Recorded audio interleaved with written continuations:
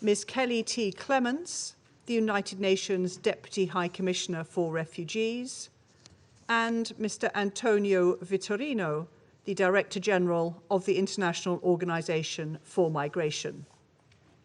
It is so decided. Ms. Kelly Clements and Mr. Antonio Vitorino are joining via video teleconference. The Security Council will now begin its consideration of item 2 of the agenda.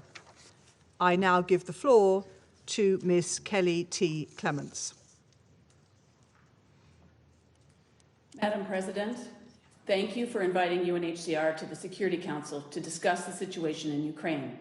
I'm joining you tonight from Hungary, a country to which almost 500,000 Ukrainians have fled, a fraction of the almost 5 million who have been forced to leave their country, in addition to the over 7 million who remain displaced inside Ukraine. The UN also estimates that there are 13 million more in the hardest hit areas, many unable to move and difficult to reach with aid safely. Earlier today, I was in the Czech Republic, and before that in Austria, and the compassion and solidarity in these countries, along with others, continues to be unprecedented. Our fervent wish is that this will also extend to other refugees uprooted from their homes and who find themselves on this continent, unable to return and in need of the same international protection and solidarity. My own visit, which will continue to the Slovak Republic, complements those of High Commissioner Grandi, including to Ukraine, and Raouf Mazou, Assistant High Commissioner for Operations, who was in Moldova and Romania since he addressed this council. And while the sheer scale and speed of displacement is immense, we must not lose sight of what these figures mean. Our teams on the ground continue to be confronted by the same scenes and shared stories. Women, children, and the aged have left their homes, their lives, their sons, their fathers, and husbands. Just this morning in Prague, I met Lupa, a 25-year-old from Odessa. Like so many others, she was forced to leave behind her family in Ukraine. Her father, a military reservist, remains there with her mother. Her grandmother, who lives in Mariupol, just a few hours west of Mariupol, has been completely unreachable since the war began 2 months ago. Each one of the millions of displaced are forced to make impossible, heartbreaking decisions and have left everything, almost everything, they hold dear. But we have also seen consistently remarkable acts of humanity. Apartment and office buildings, windows and balconies, street lamps on every corner, covered with messages of support. Local authorities, communities, and individuals rallying to provide what they can: food and medicine, transportation, and a place to sleep. I saw this in Prague today, tremendous solidarity and support. Thanks to the commitment of concerned states, borders have been kept open, those seeking safety are given access to protection and aid, and we call on that to continue in a non-discriminatory manner for all people in need. This inspiring response is surpassed only by the strength and composure of refugees themselves, who continue to exude both courage and resilience as they describe their flight to safety, bravely talking about being separated from their families, fearful the war will pursue them, and most of all, they emphasize their hope for peace so that they can return home as soon as possible. Many are therefore staying close to Ukraine. Some are even returning now, anxious to connect with family and check on property. Madam President, Excellencies, some in this Council may have joined the briefing last week by the Emergency Relief Coordinator, Martin Griffiths, when he described the chilling scene in Bucha and throughout Ukraine. Heartbreaking stories of those killed, those lucky to escape, and those left behind or with loved ones whose whereabouts remain unknown. Dire humanitarian conditions for civilians forced to withstand unrelenting fighting, but also tireless efforts from many to save lives and help people in besieged areas like Mariupol. When the High Commissioner visited Ukraine 2 weeks ago, he spoke with the government about scaling up cash assistance to reach 360,000 vulnerable people inside the country. He also conveyed our commitment to extend our expertise in shelter to help those with damaged homes and repair of reception centers. UNHCR is now signing agreements with 3 key ministries in Ukraine to take this work forward in support of the government, which is determinedly leading this effort. Let me reiterate what the High Commissioner conveyed at that time, that we will continue to expand our life-saving aid to the internally displaced throughout Ukraine, especially in the center and the east, where a brutal humanitarian nightmare is unfolding. This requires not just resources, but also safe and unhindered access to people in need, wherever they are in the country, so that they too can receive desperately needed help safely. Madam President, I want to stress that even as news coverage has shifted to other aspects of the conflict, people are still fleeing in desperation and fear, and not just from Ukraine, but from other countries in turmoil around the world: Yemen, Myanmar, Ethiopia, Syria, Venezuela, the Democratic Republic of Congo, and the list goes on. We ask this Council to continue, even as we focus today on Ukraine, to consider the needs of all refugees from all corners of the globe. All those uprooted from their homes need the same solidarity, the same compassion, the same protection. In Ukraine, the vast majority of those on the move are women and children, and the risks of gender-based violence, trafficking, and sexual exploitation and abuse are high. Anecdotal information is already coming in about persons approaching the displaced with too good to be true promises of work, accommodation, and transport. The first identified cases of trafficking confirm that these risks are coming true. As UNHCR, we are working, including with Antonio's organization, IOM, to prevent, mitigate, and respond to these trafficking risks. In addition to strengthened gender-based violence programs, we have deployed expert coordinators in preventing sexual exploitation and abuse to support government's response. We also partner with UNICEF on safe spaces called Blue Dots at main border crossing points, transit, and reception centers to provide information and specialized aid for mothers, adolescents, children, and other vulnerable refugees. This is the first time we have done this so early in an emergency response, and we expect it will serve as a best practice going forward. States, however, have the strongest role to play, especially on trafficking. We call upon them to end the impunity of traffickers, help identify international protection needs of survivors and persons at risk, and most of all, redouble efforts to address the root causes of the conflict, which allows predators to exploit the opportunities that war presents. Madam President, we will continue our work to provide life-saving aid in Ukraine. And at the same time, neighboring countries are increasingly, and in line with the Global Compact on Refugees, including refugees in national education, health, and social programs. This inclusive approach is, bar none, the best way for refugees to sustain their lives in exile, and it requires more international support. But no pile of blankets, no sum of cash, no amount of medicine is going to halt the death and destruction. Aid alone will not stop people forced by war to flee, nor will it give them what they really want and need: peace and safety at home, a chance to return voluntarily, sustainably, and safely. And so while we will continue to do our job to deliver aid, we need this Council to do its job too. And when the High Commissioner last addressed this body, he warned that without an immediate end to the shelling, we were planning for up to 4 million refugees. Now, 8 weeks into the conflict, we are at 5 million and counting, with 5 million unique stories of loss and trauma. We therefore call on all of you in this Council again, and yes, we are aware of the deep divisions, to put aside your differences and find a way to end this horrific and senseless war. Thank you. I thank Ms. Clements for her briefing, and I now give the floor to Mr. Antonio Vitorino. Thank you so much, Madam President, and thank you for giving to IOM the opportunity to speak to you today. As it has just been said by Kelly, more than 12 million Ukrainians and third country nationals have already been forced to leave their homes since the beginning of this war. About 5 million people have fled the country, according to the data collected by UNHCR. Another 7.1 million people are displaced inside Ukraine, according to the latest assessment by IOM's displacement tracking metrics.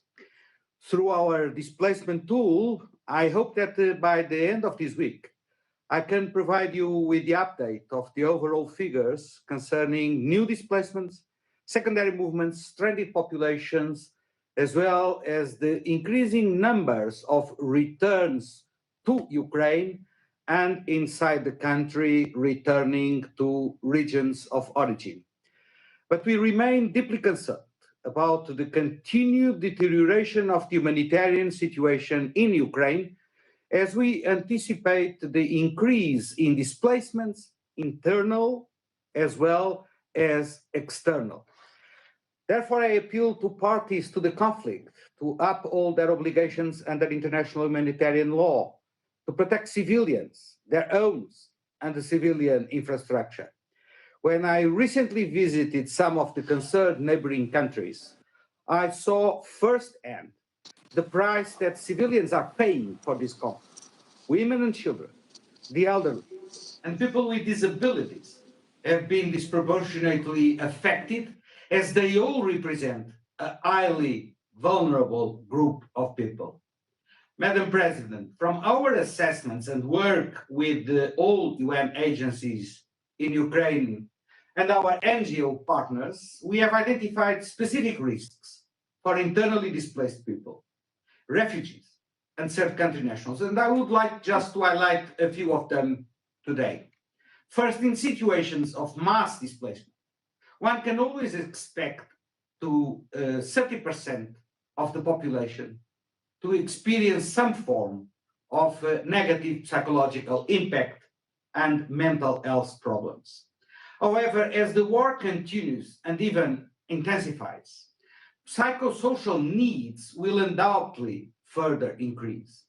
We are scaling up our efforts to address them in Ukraine and in neighboring countries through activities ranging from training first-line responders in psychosocial first aid to increasing the capacity of our established hotlines that provide psychosocial support. For that purpose, we are benefiting from the mobilization of the Ukrainian diaspora worldwide. Second, we remain particularly concerned about the situation of women and children who have fled Ukraine, who are internally displaced. Trafficking in persons was unfortunately a known phenomenon in the region, and as observed in past crises, large-scale displacement, family separation, and the disruption of civil protection and community networks render populations vulnerable to violence, exploitation, and abuse.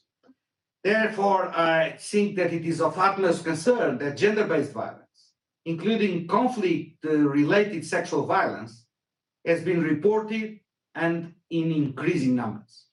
Setting referral mechanisms and developing close cooperation with law enforcement agencies is essential to prevent the operation of criminal networks of trafficking and abuse. We know that more than half of the children in Ukraine have been displaced. Unaccompanied or separated children are particularly vulnerable, and measures to protect them must be strengthened. I urge the neighboring and impacted countries to ensure that immediate identification and registration of unaccompanied and separated children fleeing from Ukraine is done. Effective international cooperation is required urgently to reunite children with their caregivers and their families. Third, we applaud all of Ukraine's neighboring countries for the solidarity and openness they have shown, and the enormous efforts undertaken by their governments, civil society organizations, and private individuals to support arriving Ukrainians and more than 218,000 third country nationals. Despite the overwhelming positive response, we have unfortunately witnessed cases of discrimination, violence, and xenophobia against third country nationals fleeing Ukraine.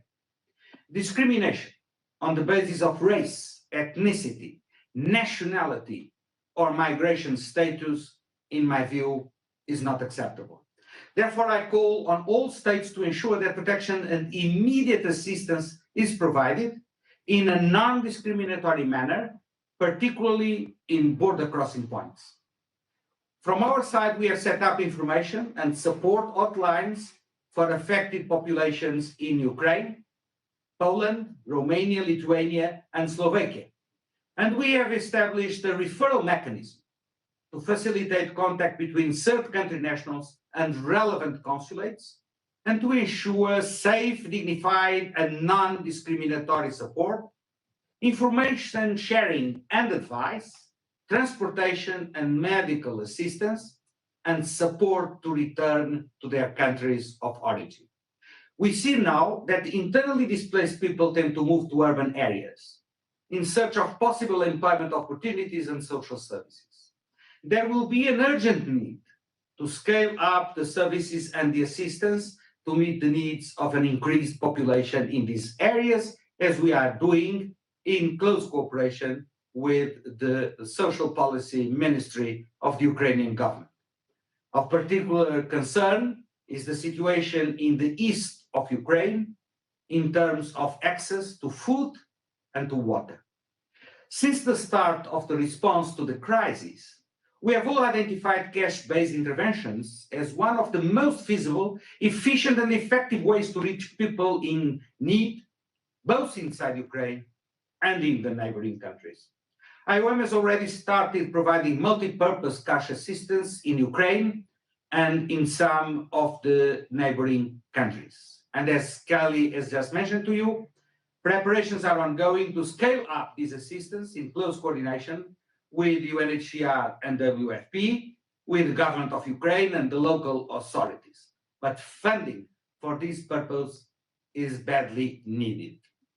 Madam President, moving forward, it is necessary that we seek to better understand the intentions of those who are fleeing, those forced to leave their homes, and those who have been separated from their families due to the ongoing conflict.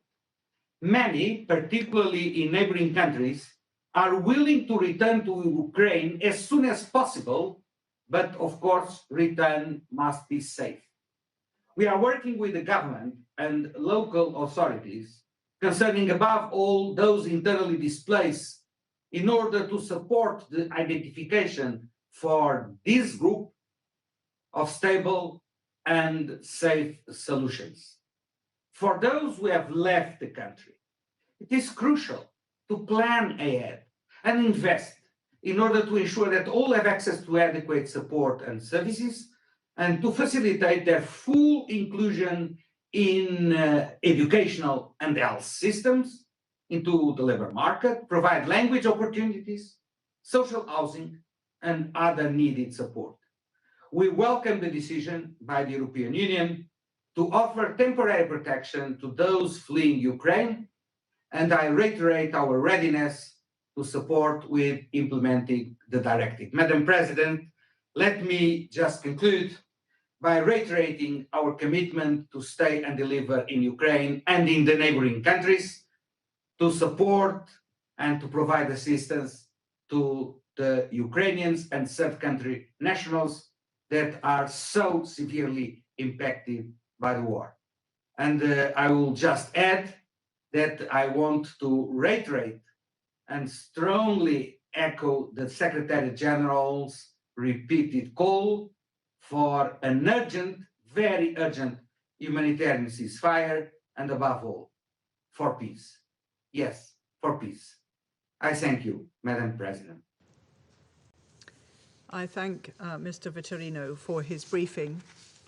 And I now give the floor to His Excellency Mr. Simon Coveney, Minister for Foreign Affairs and Defence of Ireland. Thank you, Madam President, and thank you, Director General and Deputy High Commissioner. As we meet this afternoon, we do so in the shadow of a renewed offensive by Russian forces on eastern Ukraine, in the shadow of further bloodshed, further scenes of killing, further disregard for civilian lives, and of continued blatant violations of the UN Charter. On Thursday of last week, I travelled to Kyiv. I did so because I wanted to see for myself the situation on the ground and to express Ireland's solidarity with Ukraine and its people. What I saw was profoundly shocking. During my visit, I went to Bucha. Until 2 months ago, it was a pleasant and vibrant town, a place where many of us around this table could have happily imagined living in. It now lies in ruins, with the stench of burning buildings and bodies in the air.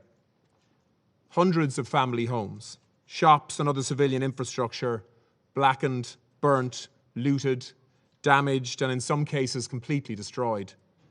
Family cars riddled with bullets, windshields smashed, bloodstains still evident.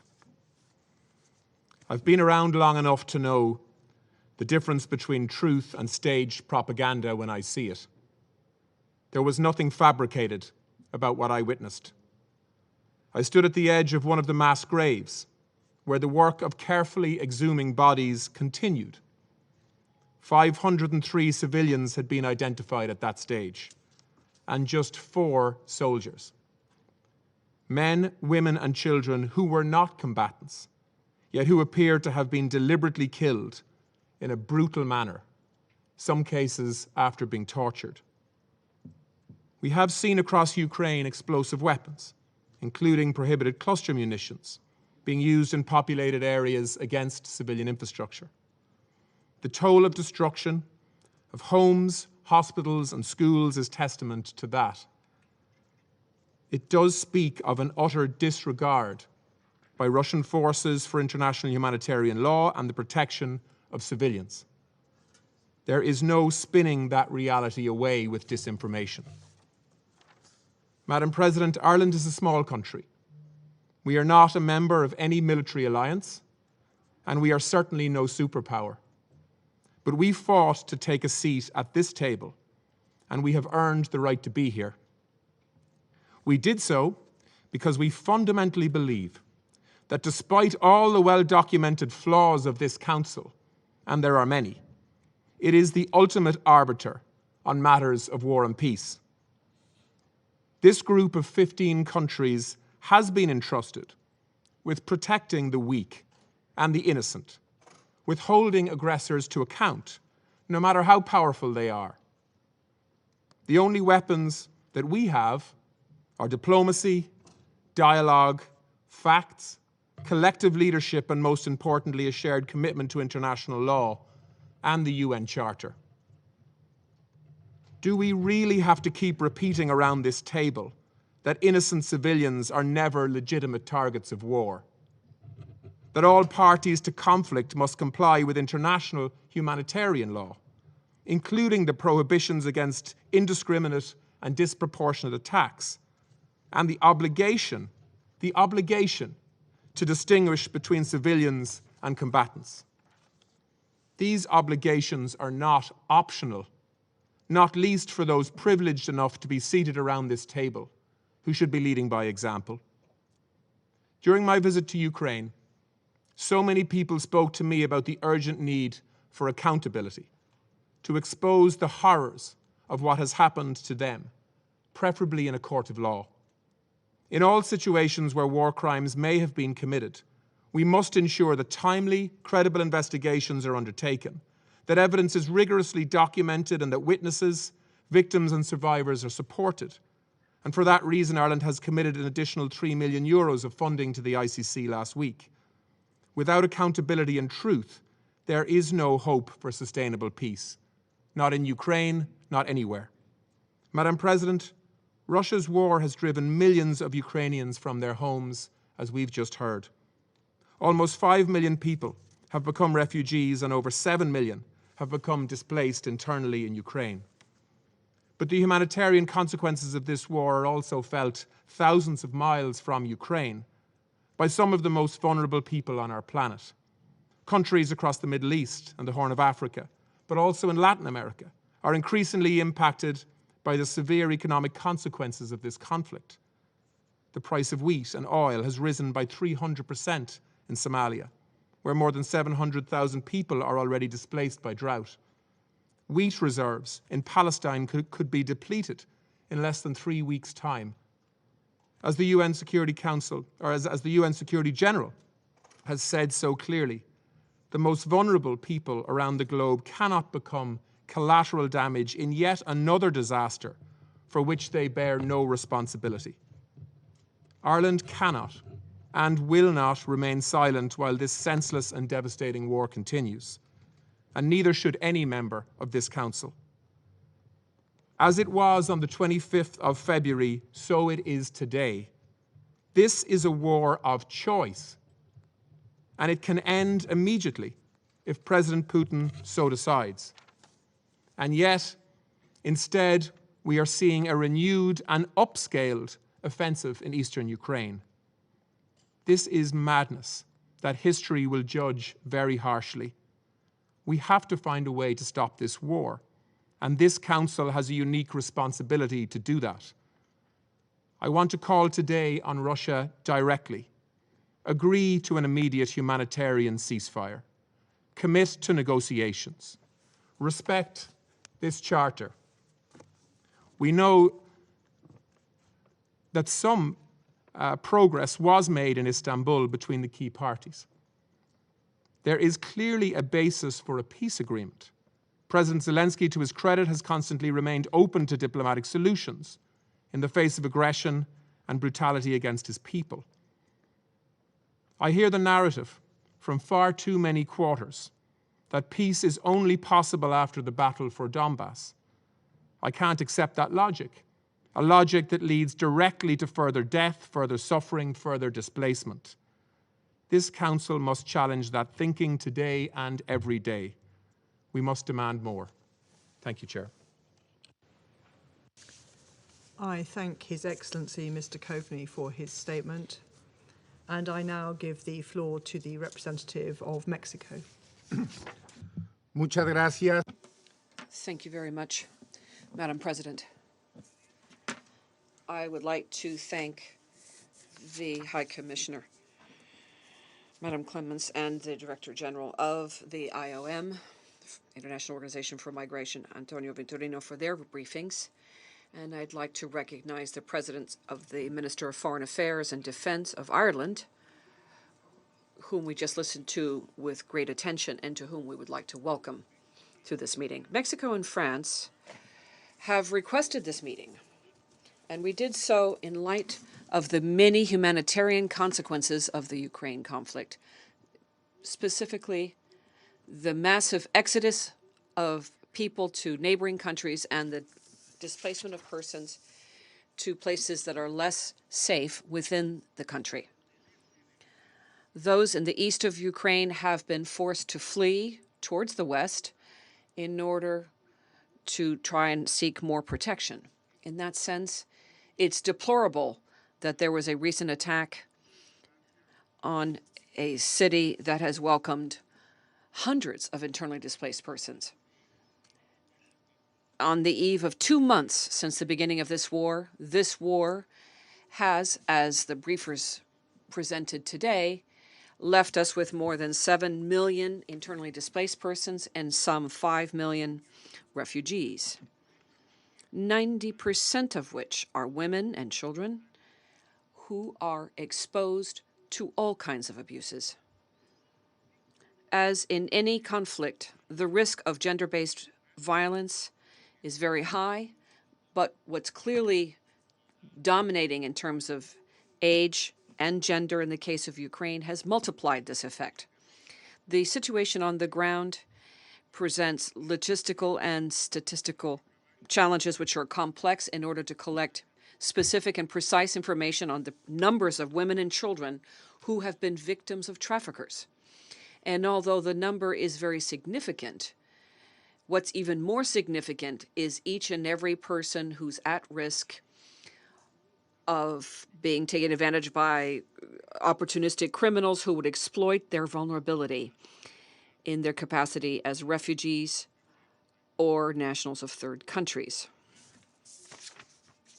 All measures possible for this Council should be taken in order to prevent that from happening. Given this situation, we recognize the efforts both of the UNHCR and the IOM and other agencies on the ground who, working together with national authorities of Ukraine and neighboring countries, they are able to address and tackle this issue. We would especially like to recognize the efforts of agencies in the area of mental health and psychosocial support provided. The centers of protection, such as the Blue Dots for families and children, and campaigns such as Stay Safe to protect any person who needs specialized assistance, are laudable because they're crucial. And in many cases, they are the only alternative of support for these people.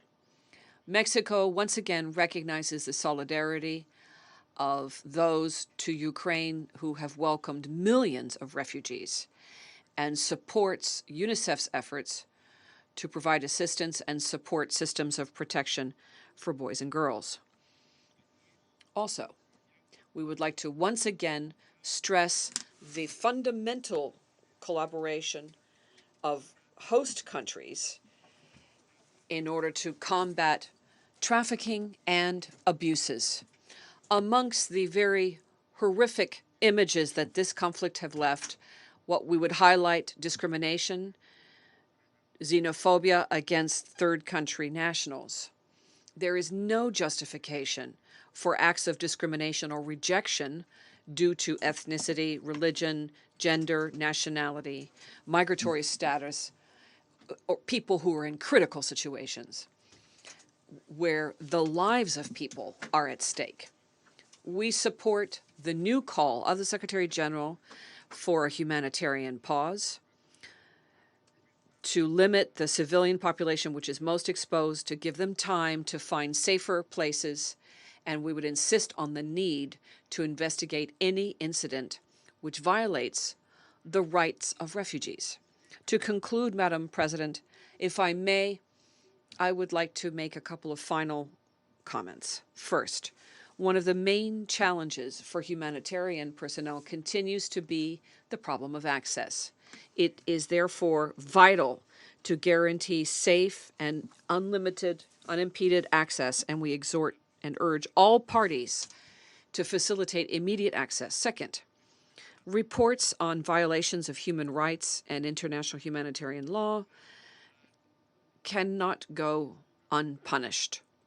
It's fundamental that this Security Council meet the need of parties signing on to international law and respecting it, and in addition to insisting on relevant investigations being conducted and activating mechanisms for justice which are available to us.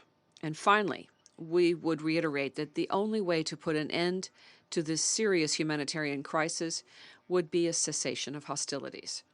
Mexico once again calls for an end to this war and support for the territorial integrity of Ukraine in keeping with its internationally recognized borders. Thank you very much, Madam President.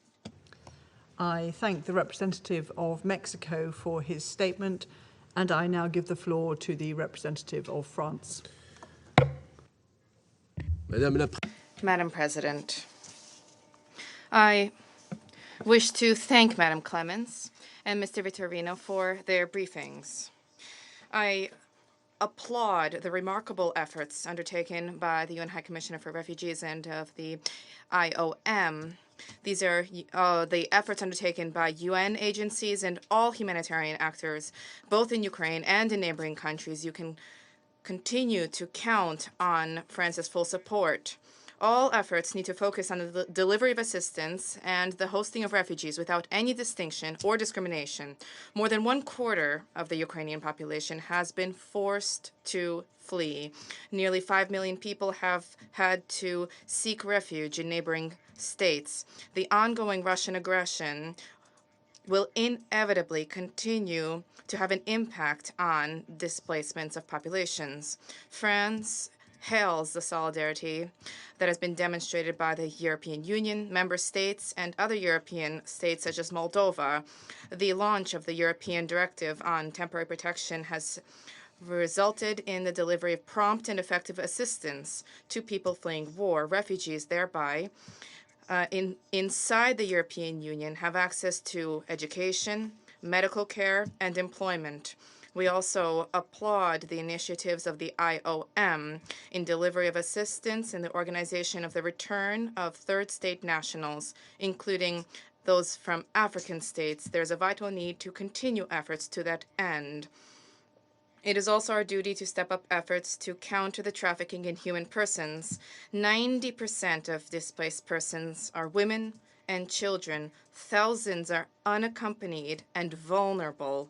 Madam President, the Russian army has been killing for nearly 2 months now, killing civilians, including children, killing humanitarian and medical personnel, as well as journalists. Schools and water infrastructure has been destroyed. 1.4 million people lack access to water in East Ukraine. Hospitals are also being targeted. The World Health Organization has confirmed 136 attacks targeting medical infrastructure. I wish to recall the fact that murders and maimings of children, as well as attacks targeting schools and hospitals, constitute grave violations of children in wartime. These crimes will not be left unpunished. France will remain committed alongside the Ukrainians in international and national jurisdiction, specifically the International Criminal Court, to that end. In the wake of the heinous atrocities perpetrated in Bucha, France deployed a technical team tasked with delivering expertise for the identification and the compilation and collection of evidence. We support the Commission of Inquiry established by the Human Rights Council in the establishment of the facts. Madam President, we call upon the Russian Federation to respect the ruling handed down by the International Court of Justice and to end its war of aggression against Ukraine. The top priority is an immediate cessation of hostilities and full respect for international humanitarian law. The protection of civilians is an overriding objective. Humanitarian access needs to be delivered. In this regard, we fully support the call of the Secretary General for a 4-day humanitarian pause beginning this Thursday. The entire world has been affected by this war, which is liable to cause up to 1.7 billion people, nearly 1/5 of the global population, to come face to face with poverty and food insecurity. There's an urgent need to act. As we are set to commemorate in the next few days the opening of the San Francisco Conference 77 years ago, France will continue to stand in solidarity with partners to ensure respect for the UN Charter and to support Ukraine and the Ukrainian people. Thank you. I thank the representative of France for his statement, and I now give the floor to the representative of Gabon. Merci, Madame la Présidente. Thank you, Madam President. I'd like to thank Madam Clements from the UNHCR and Mr. Vitorino from the IOM for their very edifying briefings. And I also welcome the Minister of Foreign Affairs and Defence from Ireland, Mr. Simon Cornet. Madam President, day to day we see a heavier toll caused by the war. Some 12 million people affected since the beginning of hostilities. The number of refugees stands at some 5 million, most of which are women and children who have sought refuge in Poland and other neighboring countries.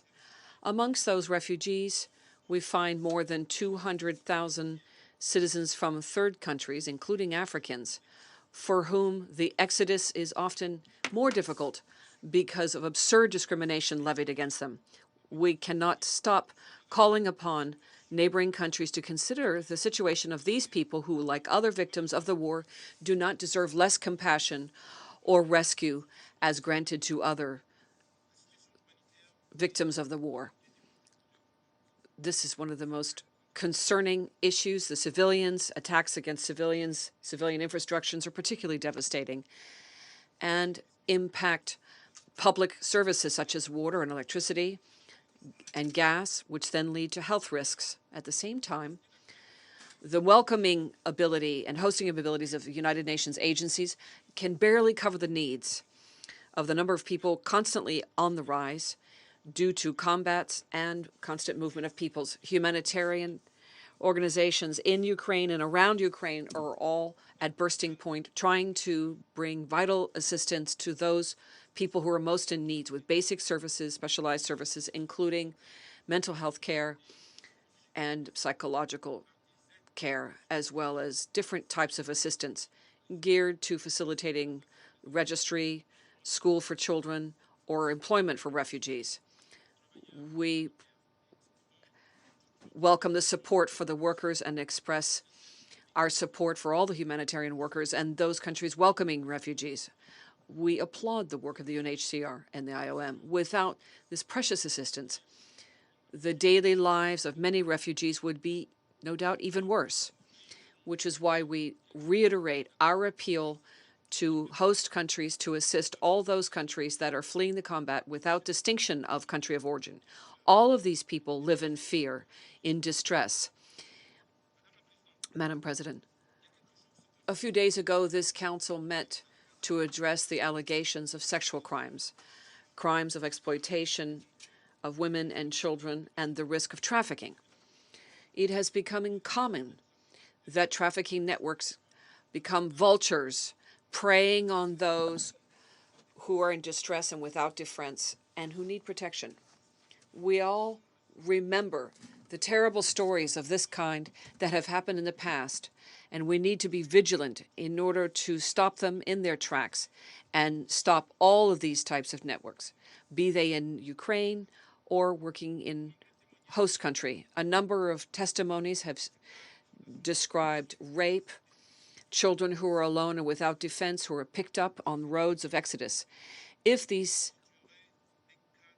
reports are true and found to be true, then these are serious violations of international humanitarian law and human rights,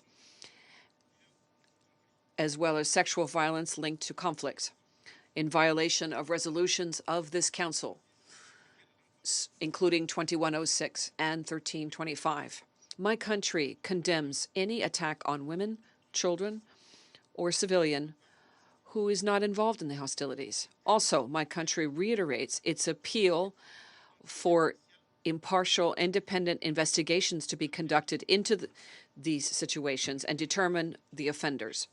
We once again reiterate Gabon's appeal for a cessation of hostilities. It is time for the fighting to stop. It is time for the weapons to be silenced. It is time for diplomacy to express itself and to put an end to the suffering and death of innocent people. Thank you. I thank the representative of Gabon for his statement, and I now give the floor to the representative of Norway. Thank you, President, and I thank UNHCR and IOM for setting out the devastating human consequences of Russia's aggression against Ukraine. We are appalled by Russia's ongoing offensive in Donbass and the relentless attack against civilians and vital civilian infrastructure across Ukraine, including in urban areas. Russia has intentionally created a humanitarian disaster, particularly in Mariupol, where civilians have been trapped in cellars for weeks without food, water, electricity, medicines, and other basic necessities. At the same time, Russia continues to carry out missile attacks in Kyiv and Lviv. Nobody is safe in any part of Ukraine. As we have heard today, 12 million Ukrainians have now fled their homes. As internally displaced persons or refugees, they face increased risk of sexual and gender-based violence, trafficking, abuse, psychosocial trauma, and family separation. Russia is solely responsible for creating this situation. All Russian attacks on civilians must stop. Russia's invasion is a blatant violation of international law and the UN Charter. We welcome the investigation of possible war crimes and crimes against humanity opened by the ICC prosecutor and the establishment of the Commission of Inquiry for Ukraine.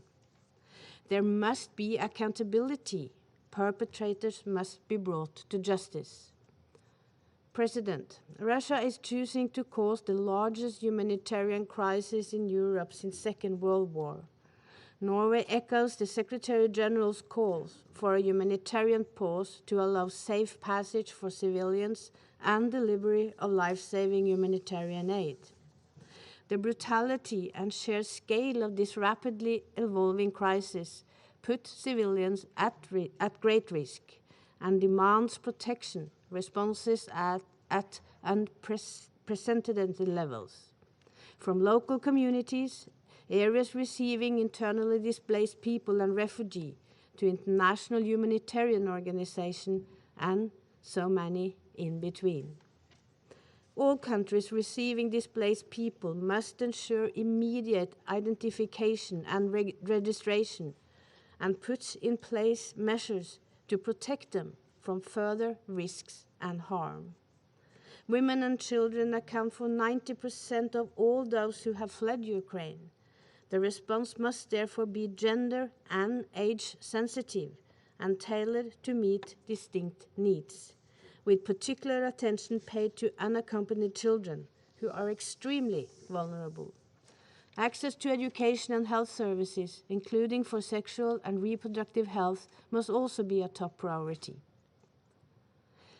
President, Norway is impressed by the resilience of the people of Ukraine. Local services, communities, and responders, even those affected by the conflict themselves, continue to serve people in need. And we commend the response mounted by local and international humanitarian organizations. As the needs grow, so much the effort to step up the response and engagement directly with affected people. We continue to call for safe, rapid, and unimpeded humanitarian access to people in need. We applaud also the hospitality and solidarity extended by Ukraine's neighbors, and we encourage countries to keep their borders open to all those seeking protection without discrimination. Russia alone is responsible for the war in Ukraine and for the devastating global consequences. We are acutely aware of the war's negative impact on the cost of staple foods, fertilizer, and energy across the globe, and how it exacerbates poverty, food insecurity, and humanitarian needs. Russia can choose to stop this war, to end the aggression against its neighbor. This is the only way to end the humanitarian catastrophe in Ukraine and beyond. Thank you. I thank the representative of Norway for her statement, and I now give the floor to the representative of the Russian Federation. Спасибо, госпожа председатель. Thank you, Madam President. We take note of the views voiced by the UN Deputy High Commissioner for Refugees, Madam Kelly Clements, and the Director General of the International Organization for Migration, Antonio Vitorino. We have heard in your statements a large number of alarming conclusions and terrifying figures. In this context, it behooves us to recall that the Russian Federation has encountered the consequences of the deteriorating situation in Ukraine immediately after what took place there in February 2014. I refer to the anti-constitutional coup. As soon as the nationalist authorities showed their real face, unleashing a war against the Russian language and then undertaking the physical destruction of the residents of the East, Russia was flooded with refugees who were fleeing the Maidan lawlessness. According to official reports alone, since 2014, those turning to the Russian Federation for citizenship, refugee status, or temporary shelter was, at the very least, 1.7 million people immediately after the shelling of Donbass by the Ukrainians, immediately before the Russian special military operation. This flow increased considerably and reached 863,000 people. So since the coup at the Maidan, more than at least 2.5 million people have sought refuge in Russia. It behooves us to recall that the mass exodus of Ukrainians from their country is nothing new for that state. According to the data of the Ukrainian Financial Ministry, from 1990 to 2021, the country's population was reduced by a quarter, from 54 to 41 million people. At the same time, according to data from the Ukrainian Demography Institute, in 2021, there were even fewer Ukrainians, 38 million people. It is noteworthy that the number of Ukrainians traveling for seasonal labor, according to that same institute, was 3 million people. I am providing you with these figures not to downplay the scale of the migration challenges that Ukraine has been encountering and which its neighbors have also been encountering. I merely wish to not agree with attempts to erase the history of post-Soviet Ukraine, attempts to turn a blind eye to all of its problems, and attempts to address the situation from the beginning of the operation. Today, our Western colleagues prefer not to mention. Not just do they prefer to overlook the growing rate of emigration from Ukraine, which has gained ground in recent years, as I mentioned, but they also prefer to overlook the staggering corruption, staggering political murders, many perpetrators of which remain unpunished, unprecedented repressions targeting opposition leaders, the mass closures of opposition media outlets, and this list goes on. Those who reproach us of human rights violations fail to recall the unprecedented persecution against the Russian language carriers and the Russian language in that country. Of course, while praising Ukraine, it is awkward to talk about the Peacekeeper site, which remains operational and provides the personal data of inconvenient Ukrainians and foreigners who criticize the Maidan regime. Among those whose lives are in this way imperiled, there are also minors. Assessments of this disgraceful phenomenon is something which our Western colleagues prefer not to proffer. Madam President, in painting your picture of the world, you are striving to portray Ukraine as some kind of a pure, innocent white lamb.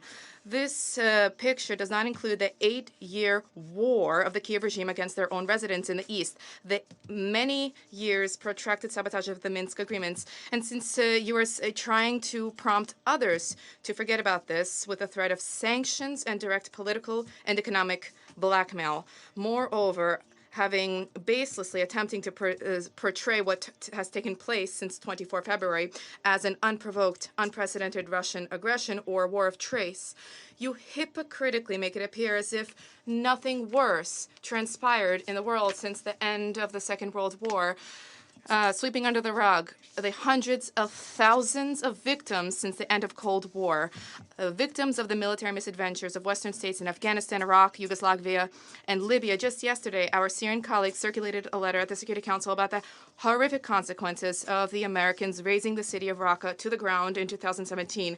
This operation was edifying for the inhumane actions which resulted in this city being virtually reduced to rubble along with its civilians. Today, in this way, you are attempting not only to rewrite history in an anti-Russian bent, but you are trying to overlook the role of the USSR in the liberation of Europe and the world as a whole from fascism.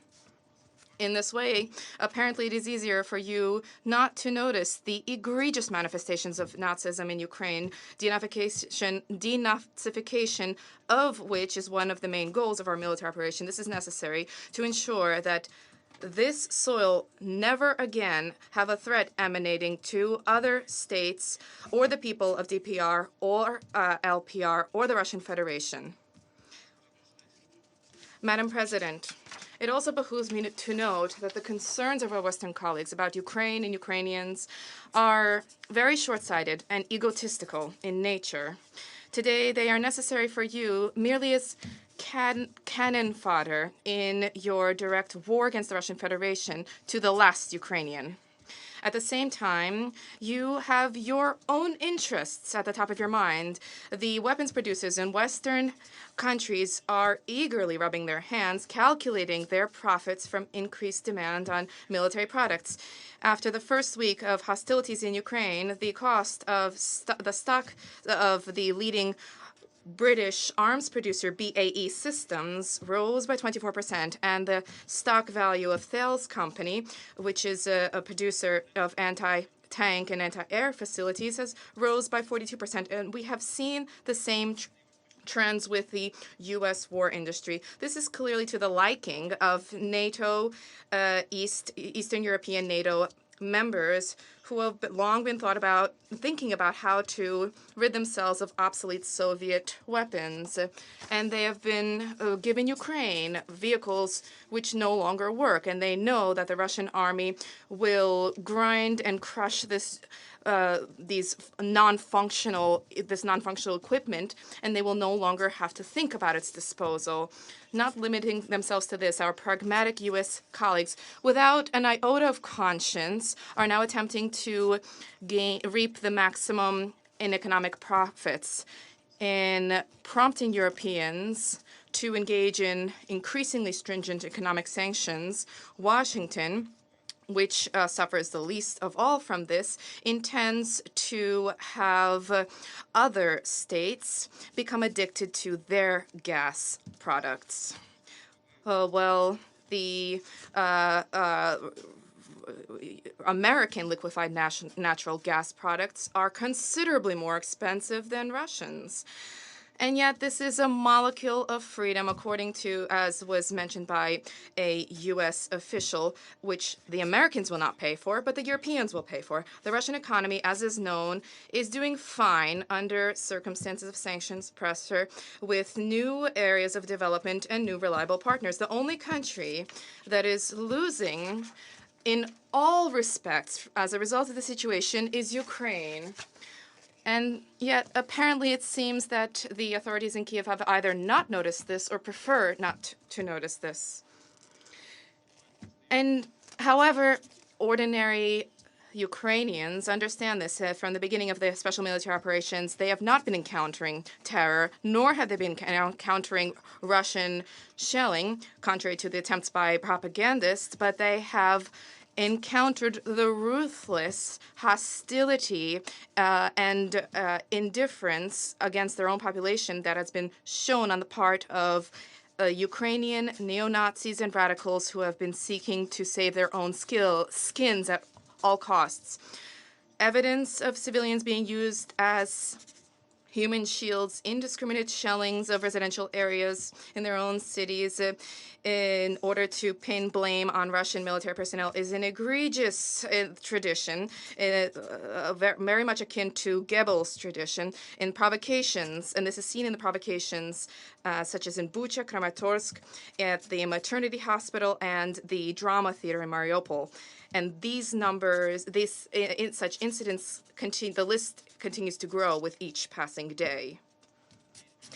It is not possible to sweep the truth about this under the rug, and the fact that the Ukrainian military has been using prohibited cluster munitions in the shelling of residential infrastructure cannot be swept under the rug either. This morning, cluster munitions targeted Golovchina in Belgorod Oblast, where there are no military facilities located. All evidence has been registered.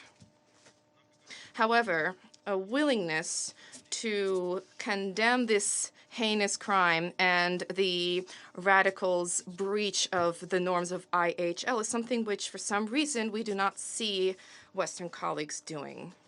The same radicals and neo-Nazis are openly using our military to seek cover in the Azov steel plant, have continuously claimed that they have had civilians behind them this entire time. And this, despite the fact that they did not report this until yesterday, nor did they mention any civilians, even when the encircled military personnel moved to surrender. And in this way, they once again disclosed the truth. The civilians in that facility were only there to be used as human shields. There's a multitude of such evidence, and we will, without fail, share this with you, but will you wish to hear about this, to see this? For 8 years, you studiously preferred not to notice the deaths of civilians, women, children, the elderly in Donbass, and based on that, we have doubts about this. We are carrying out the special operation not to be for understanding or support from you. It would be naive to trust on your support in this geopolitical game which you have unleashed, where you use Ukraine as a mere pawn in your game. The dirty tricks which you are prepared to utilize for forging a so-called rules-based world order is something which we became convinced of when we saw that the OSCE Special Monitoring Mission in Ukraine, instead of monitoring and reporting on violations of the ceasefire, simply spied on Kyiv, handing over to Ukraine information from surveillance cameras for them to adjust their firing positions and targets. A collection of evidence about this very inconvenient fact is ongoing. However, another issue warrants specific attention. I refer to the use by the Ukrainian armed forces of the OSCE mission's armored vehicles. According to media outlets, since late February, Azov fighters turned up in the office of the Special Monitoring Mission in Mariupol with demands for the vehicles' keys to be handed over. They threatened the staff with guns, and ultimately, this was OSCE vehicle was used for those purposes. And one of these vehicles was ultimately found 5 kilometers from the Special Monitoring Mission's office in the Kirov market in Mariupol. Not a single one of these vehicles which were taken were returned to the OSCE. There were similar threats targeting the monitoring mission staff in Severodonetsk in late February, early March. The OSCE leadership was aware of this issue. However, they preferred to sweep this fact under the rug until the last moment. These disclosures undermine trust in any international organizations whose senior officials include Western countries' representatives. I will not conceal the fact that under these circumstances, calls for peace and a ceasefire sound mendacious and insincere, and in practice, they merely point to an aspiration to provide the Kyiv nationals and radicals breathing room to regroup, to receive more drones, more anti-tank guided missiles, and more man-pads. And this is an attempt to stage more inhumane provocations and to introduce more fakes about the alleged actions of the Russian soldiers. Such kind of tactical pseudo-peacekeeping calls is something which we will disassociate from a genuine intent to help Ukraine to adopt the real and appropriate and correct course of action. And the sooner this is done by Ukraine, contrary to the inclinations that are egging them on, those who wish to gain profit from the tragedy that has been unfolding since 2014, including the European Union's leadership, which has set aside its masks, the sooner this is done by the Ukrainians, the better for that country. Because in one way or another, the objective of the special military operation to liberate Donbass, to demilitarize and denazify Ukraine, and to eradicate the threats emanating from that area against the Russian Federation will certainly be achieved. Thank you for your attention. I thank the representative of the Russian Federation for his statement, and I now give the floor to the representative of China. Thank you, Madam President. Madam President, at the outset, I thank Director General Vitorino and Deputy High Commissioner Clements for their briefings.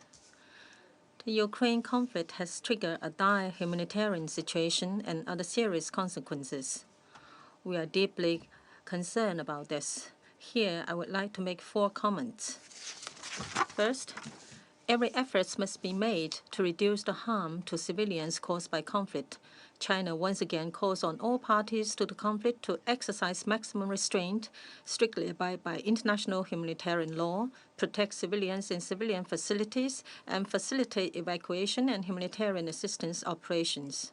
The parties concerned should strengthen communication on humanitarian issues and conduct coordination and cooperation on issues such as opening humanitarian corridors and organizing the safe evacuation of personnel. China supports Secretary General Guterres and USG Griffiths in engaging with all parties on the humanitarian pause and on agreeing on relevant arrangements. Second, the issue of refugees should be properly addressed. The neighboring countries of Ukraine have provided safe havens and humanitarian assistance to millions of refugees, which China appreciates. The continuation of the conflict will result in more refugees and bring huge economic and social challenges to the host countries. The international community should strengthen coordination and provide more support to refugee-receiving countries in the spirit of shared responsibility. UNHCR, IMO, and other agencies should continue to mobilize and coordinate international aid, scale up humanitarian assistance to refugees, and help ease the pressure on host countries. We have noticed that in the past few days, many refugees have returned to Ukraine, and we hope that their basic needs will be met as they return to normal life. All refugees, regardless of nationality, race, or religion, should be treated equally. Vulnerable groups such as women and children should be given priority protection. Actions must be taken to crack down on human trafficking and other criminal activities targeting women and children seeking refuge. Agencies such as UNHCR, UN Women, UNICEF, and OHCHR should also step up monitoring in support of the efforts of relevant countries. Third, diplomatic negotiations must be promoted with a greater sense of urgency. The prospect of an extended and prolonged conflict is worrying. A ceasefire and an end to the conflict as soon as possible is the fundamental way to resolve the humanitarian crisis. We called on Russia and Ukraine to adhere to the general direction of dialogue and negotiation, continuously narrow differences, and accumulate conditions for a ceasefire. All other parties should focus on supporting diplomatic negotiations. Continuing to send more heavy or offensive weapons will not bring peace. It will only prolong and escalate conflict, which will further aggravate humanitarian catastrophe. Fourth, we must pay attention to and eliminate the negative impact of sanctions. All dimensional and limitless sanctions have had serious spillover effects, with developing countries bearing the brunt. Last week, at the launch of the first report of the Global Crisis Response Group on Food, Energy, and Finance, Secretary General Guterres said, I quote, "We are now facing a perfect storm that threatens to devastate the economies of many developing countries," unquote. The vast number of developing countries that are not parties to the conflict have paid a heavy price for it. This is neither fair nor reasonable. The international community should strengthen coordination to keep food and energy supplies and prices stable and avoid unnecessary export restrictions. It should also be pointed out that arbitrary freeze of foreign exchange reserve of other countries also constitutes a violation of the sovereignty of other countries and is tantamount to weaponizing economic independence. Such practices undermine the foundation of world economic stability and bring new uncertainties and risks to international relations, which should be abandoned as soon as possible. Madam President, China has always stood on the side of peace and justice and stood by the principles and purposes of the UN Charter. We will continue to work tirelessly for a final resolution of the Ukraine crisis. I thank you, Madam President. I thank the representative of China for his statement, And I now give the floor to the representative of the United States. Thank you, Madam President. And I'd like to also thank Deputy High Commissioner Clements and Director General Victorino for your informative briefings on the situation on the ground in Ukraine.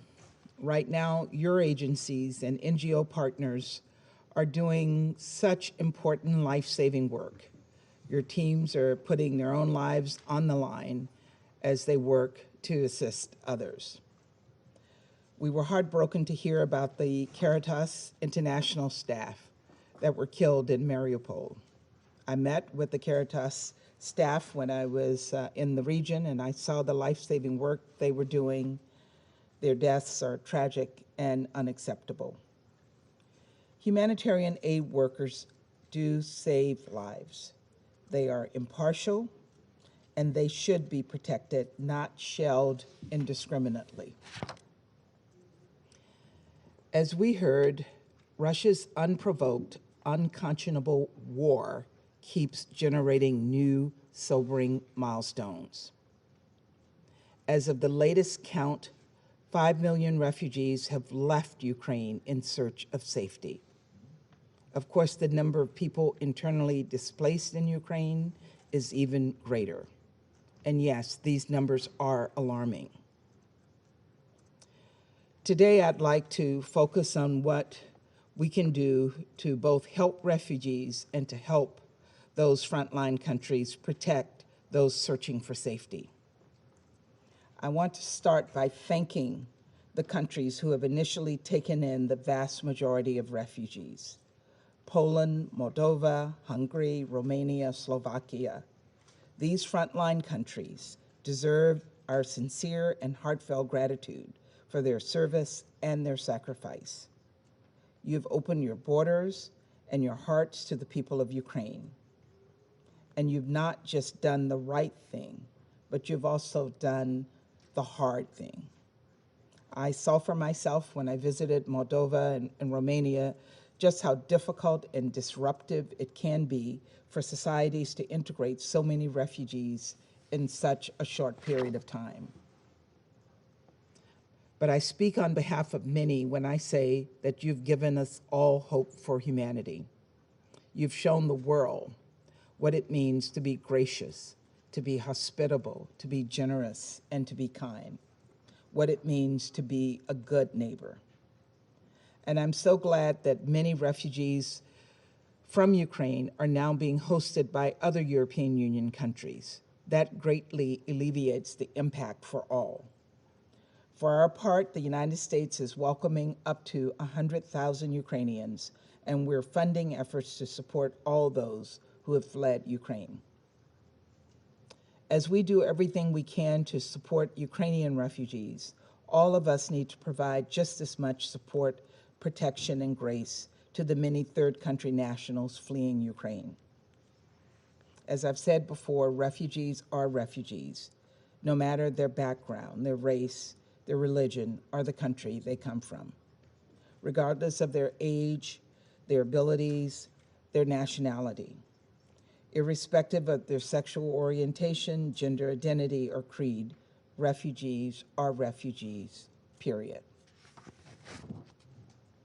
Upholding the human rights of those in need is of paramount concern, and I'm proud that my government has contributed to these efforts. National Geographic recently highlighted some of the stories of the refugees fleeing Ukraine, and they featured some of the thousands of Africans, many of whom were students, who were living in Ukraine and had to flee the country. And I was particularly moved by the story of one, a young woman by the name of Blessing Oyeleke. She was a 25-year-old medical student from Nigeria who escaped Ternopil. Blessing had lived in Ukraine for 5 years, and she told reporters, "Coming to Ukraine was like a dream come true to me." You don't have to be a citizen of Ukraine to have your dreams dashed or your heart split in half. So we're beyond grateful to the countries who have shown such generosity and hospitality and let in all those who are fleeing for their lives. Finally, as Director General Victorino made clear, we also need to address the threat of human trafficking.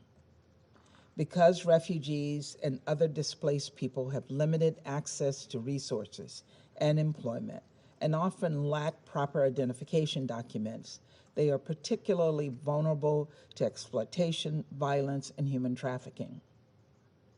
And as we emphasized last week, 90% of this refugee population are women and children. They face immense risk of being trafficked, exploited, and experiencing gender-based violence. And we must do everything we can to mitigate those risks. I know some countries like Poland and Romania are conducting targeted awareness campaigns and also taking specific preventative measures like instituting checks at the border and facilitating access to shelter and transportation.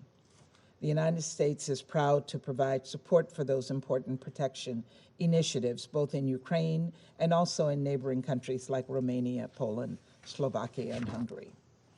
To that end, on my trip to the region, I announced $50 million in additional assistance to Moldova, much of which went to border management and anti-human trafficking efforts.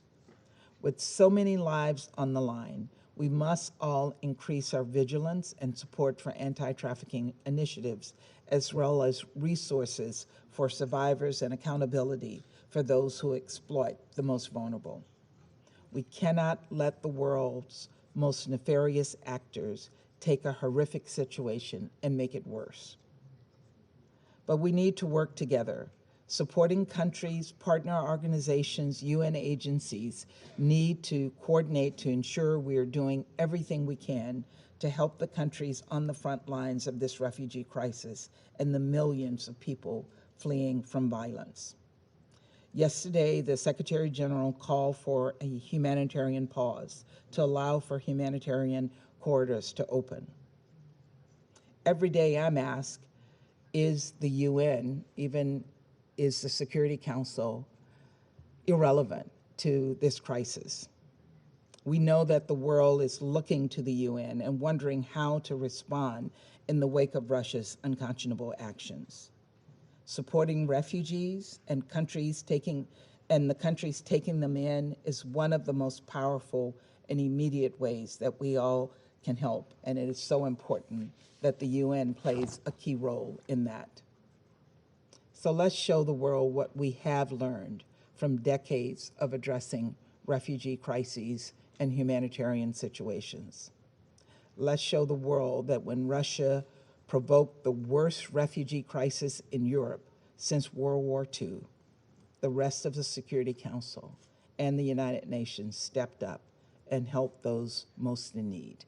Thank you, Madam President. I thank the representative of the United States for her statement, and I now give the floor to the representative of Brazil. Thank you. Madam President, I'd like to thank the briefers for their important contributions. Let me also take this opportunity to reiterate our solidarity to all victims of this war, including those that lost their homes and are now fleeing in fear. Europe is facing its fastest growing refugee crisis since the Second World War. The UNHCR and IOM, which were created precisely in the aftermath of that war, are now playing a crucial role in offering protection and relief to millions of refugees and internally displaced persons in Ukraine and other parts of the world. We are deeply concerned with the fact that nearly 1/4 of Ukraine's population have been forcibly displaced in the past weeks, a figure that's a testimony to the intensity of the conflict and the degree of disruption of normal life it is inflicting upon Ukrainians. Many more may follow if hostilities continue to increase in eastern and southern Ukraine and in densely populated areas. The high proportion of women and children fleeing Ukraine is also concerning, as they are more vulnerable to sexual violence, exploitation, and human trafficking, not to mention psychological impacts of the conflict on children and on the prospects of their future development.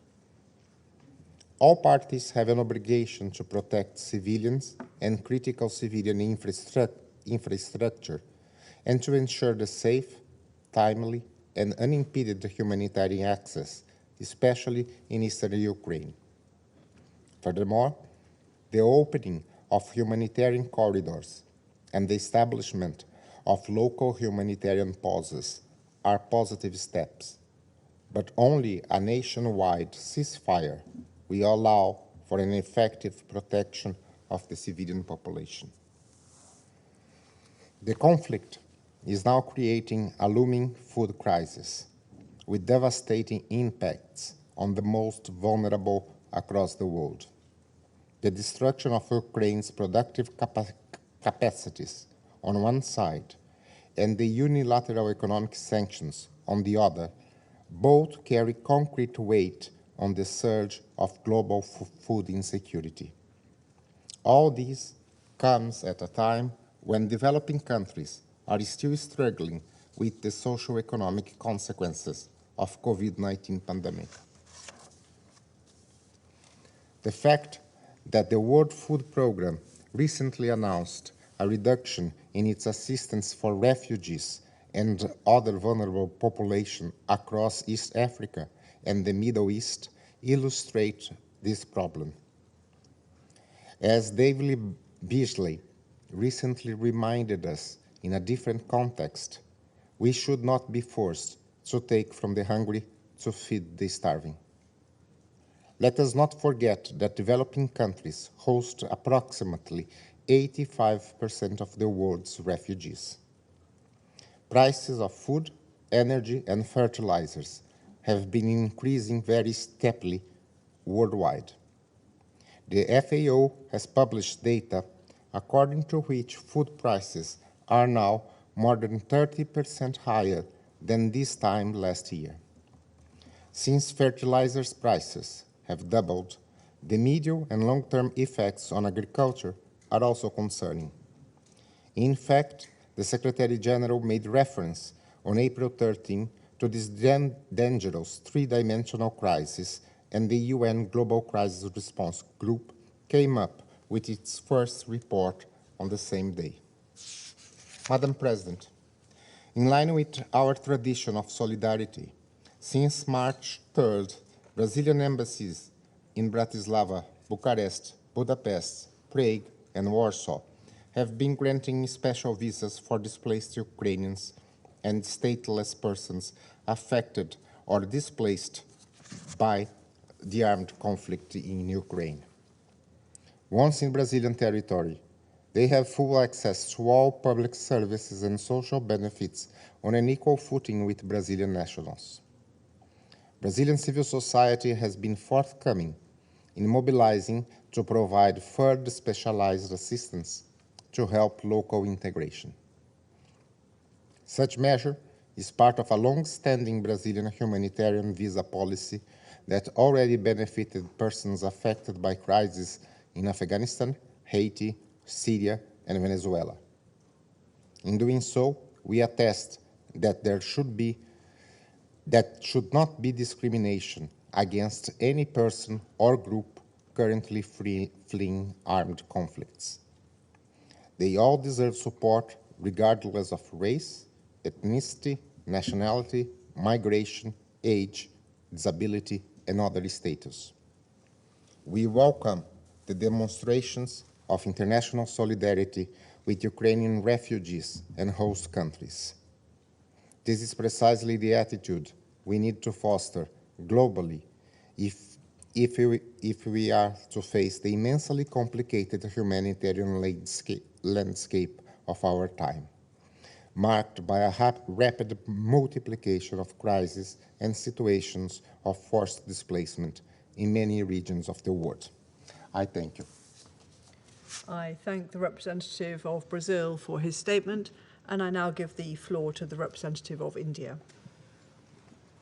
Thank you, Madam President.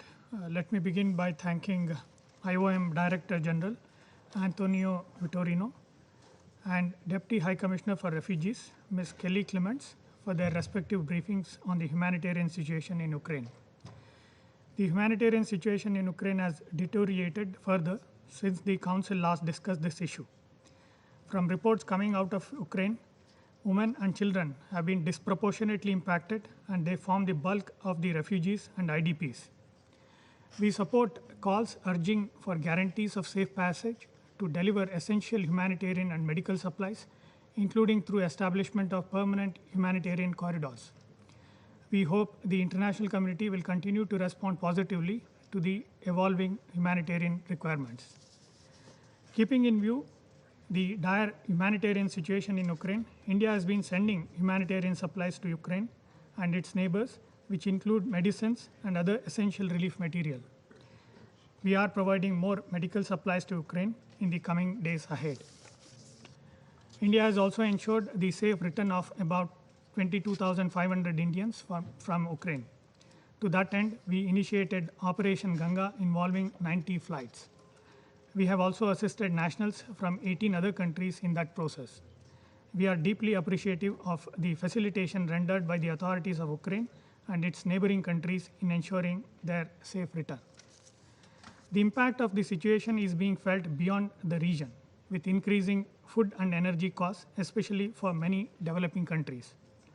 It is in our collective interest to work constructively, both inside the United Nations and outside, towards seeking an early resolution to the issue. We have noted the findings of Secretary General's Global Crisis Response Group task team issued last week.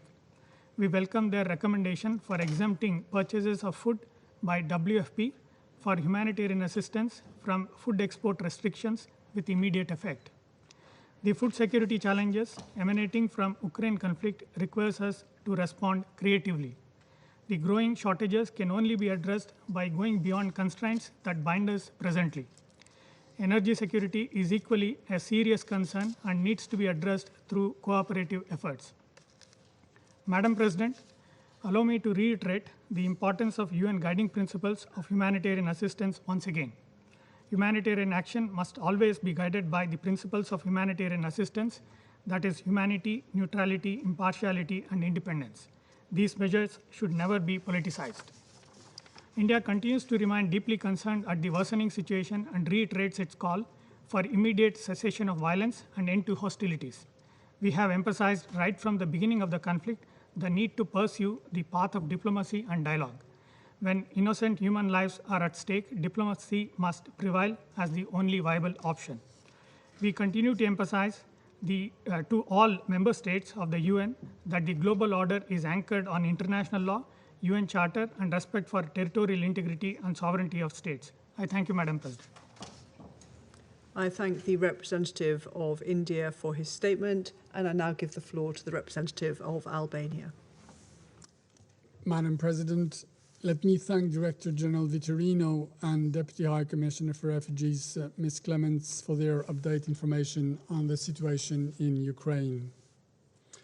There is unfortunately no good news coming from Ukraine, only more of a never-ending tragedy. Every briefer from the UN system that comes in the Council echoes the same concerns, sounds the same alarms, and highlights the same issues.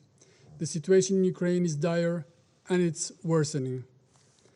We are running out of words to describe the continued terrible human suffering, the deliberate large-scale destruction, and the exacerbating humanitarian needs.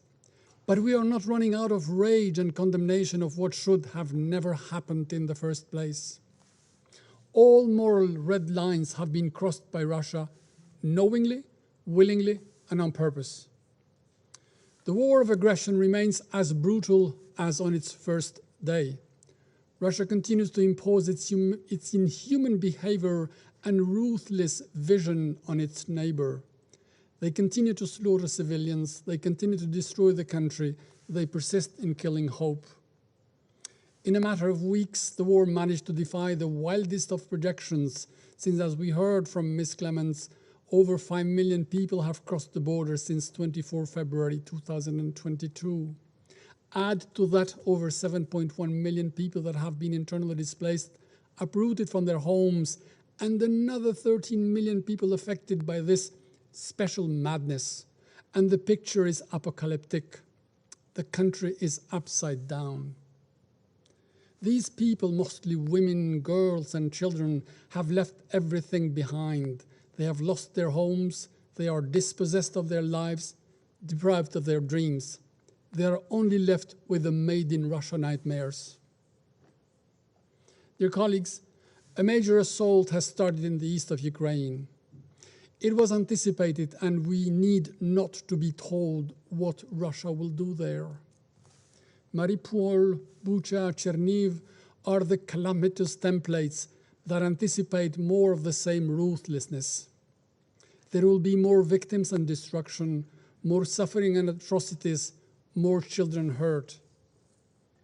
This shows that the so-called negotiations were never sincere. They were only a tactical bullet to force Ukraine into concessions, a move to gain time, regroup, to inflict more pain. We welcome the work of the UN agencies and their international partners, including those who are in risk and losing their lives, like the worker from Caritas, in helping millions in need wherever possible, inside and outside the country, needs that, as we heard from the briefers, continue to grow exponentially.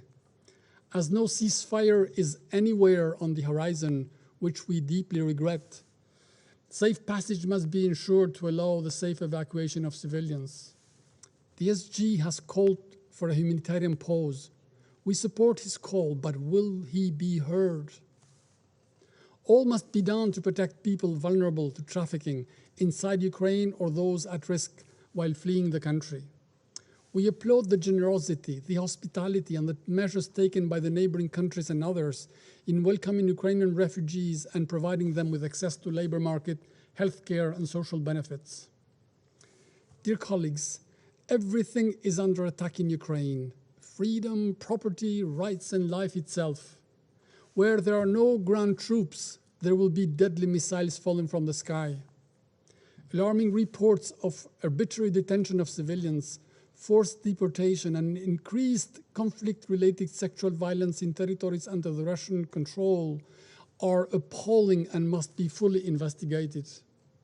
Accountability is central in our collective efforts to suppress, and I hope to prevent, acts of aggression. We applaud the visit of ICC Prosecutor Khan to the crime scenes. Gathering evidence for the purpose of accountability for the atrocities committed in Ukraine remains key not only for delivering on a commitment, but also for taking responsibility at all levels to establish truth and end impunity.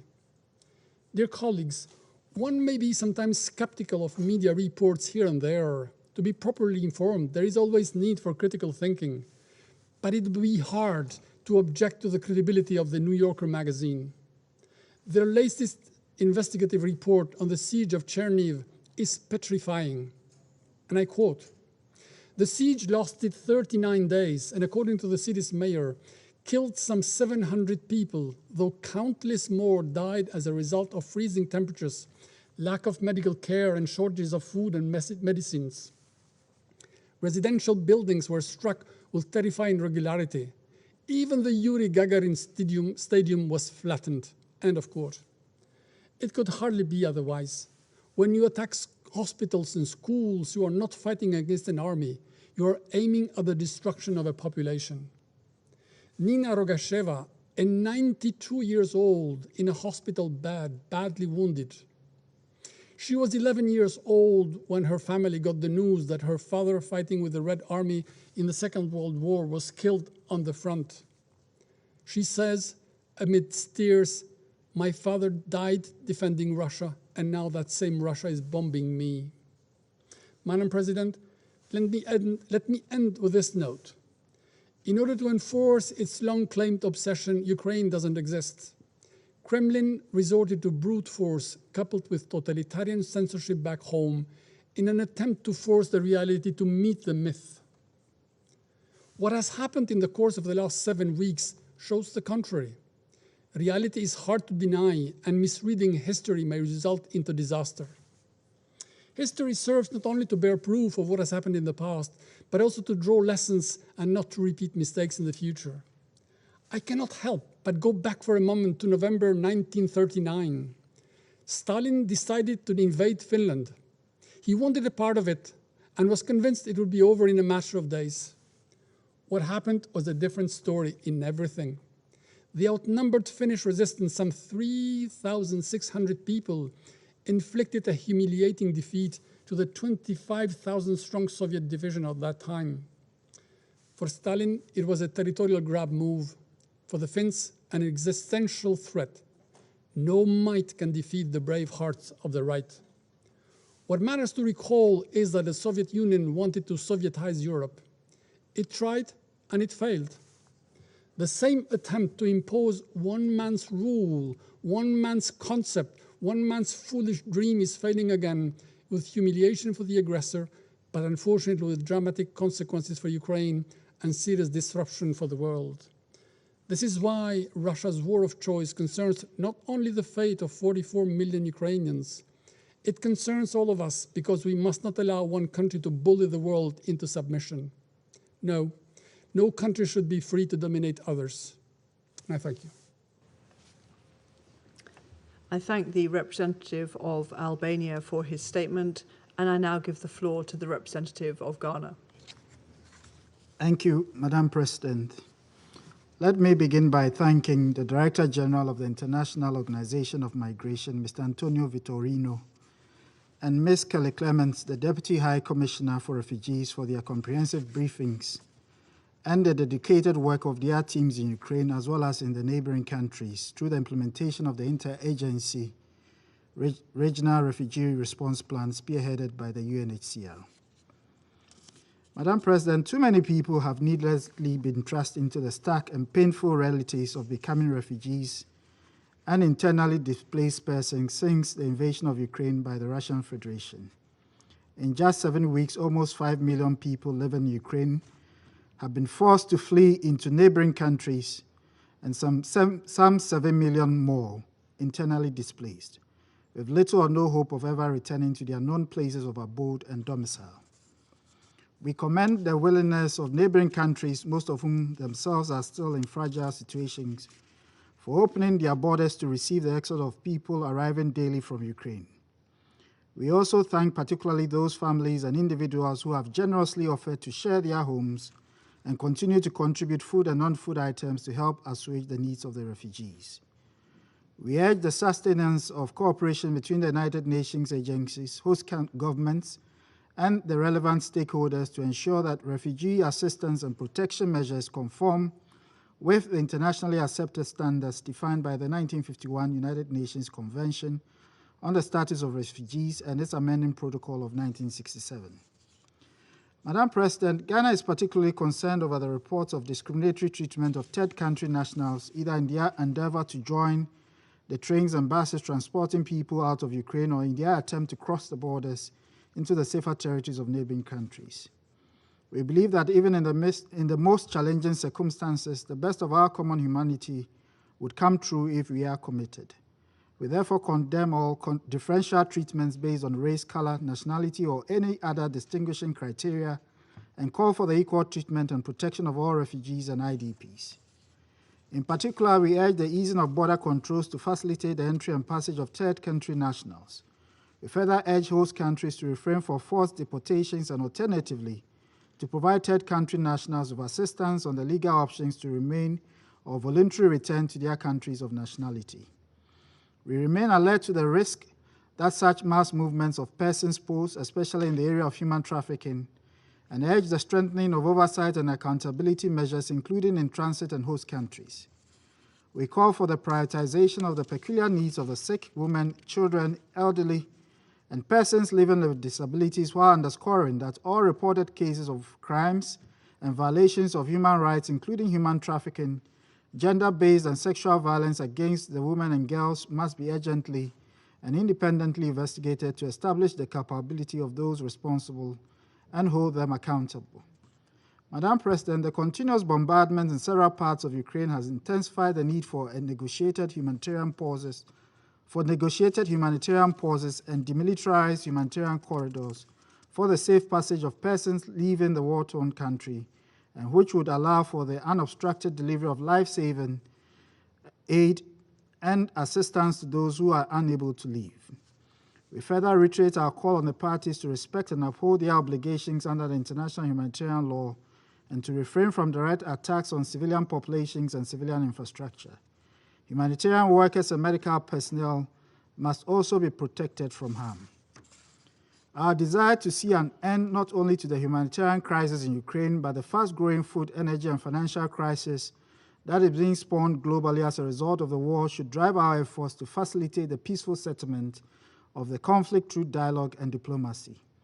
We therefore have an urgent and collective responsibility to invest in the peace of Ukraine and avoid actions that reinforce the security apprehensions of the parties and only serve to perpetuate a needless war. I thank you for your kind attention. I thank the representative of Ghana for his statement, and I now give the floor to the representative of Kenya. Thank you, Madam President. I thank Deputy High Commissioner Kelly Clements and Director General Antonio Vitorino for their briefings. I also welcome the participation of the distinguished permanent representatives of Ukraine, Sweden, Italy, Poland, Estonia, and Slovakia. Madam President, the scale of the Ukrainian exodus escaping war is unprecedented in recent history. With the continuation of the aggression, which is causing this humanitarian catastrophe, the number of refugees will only continue to increase.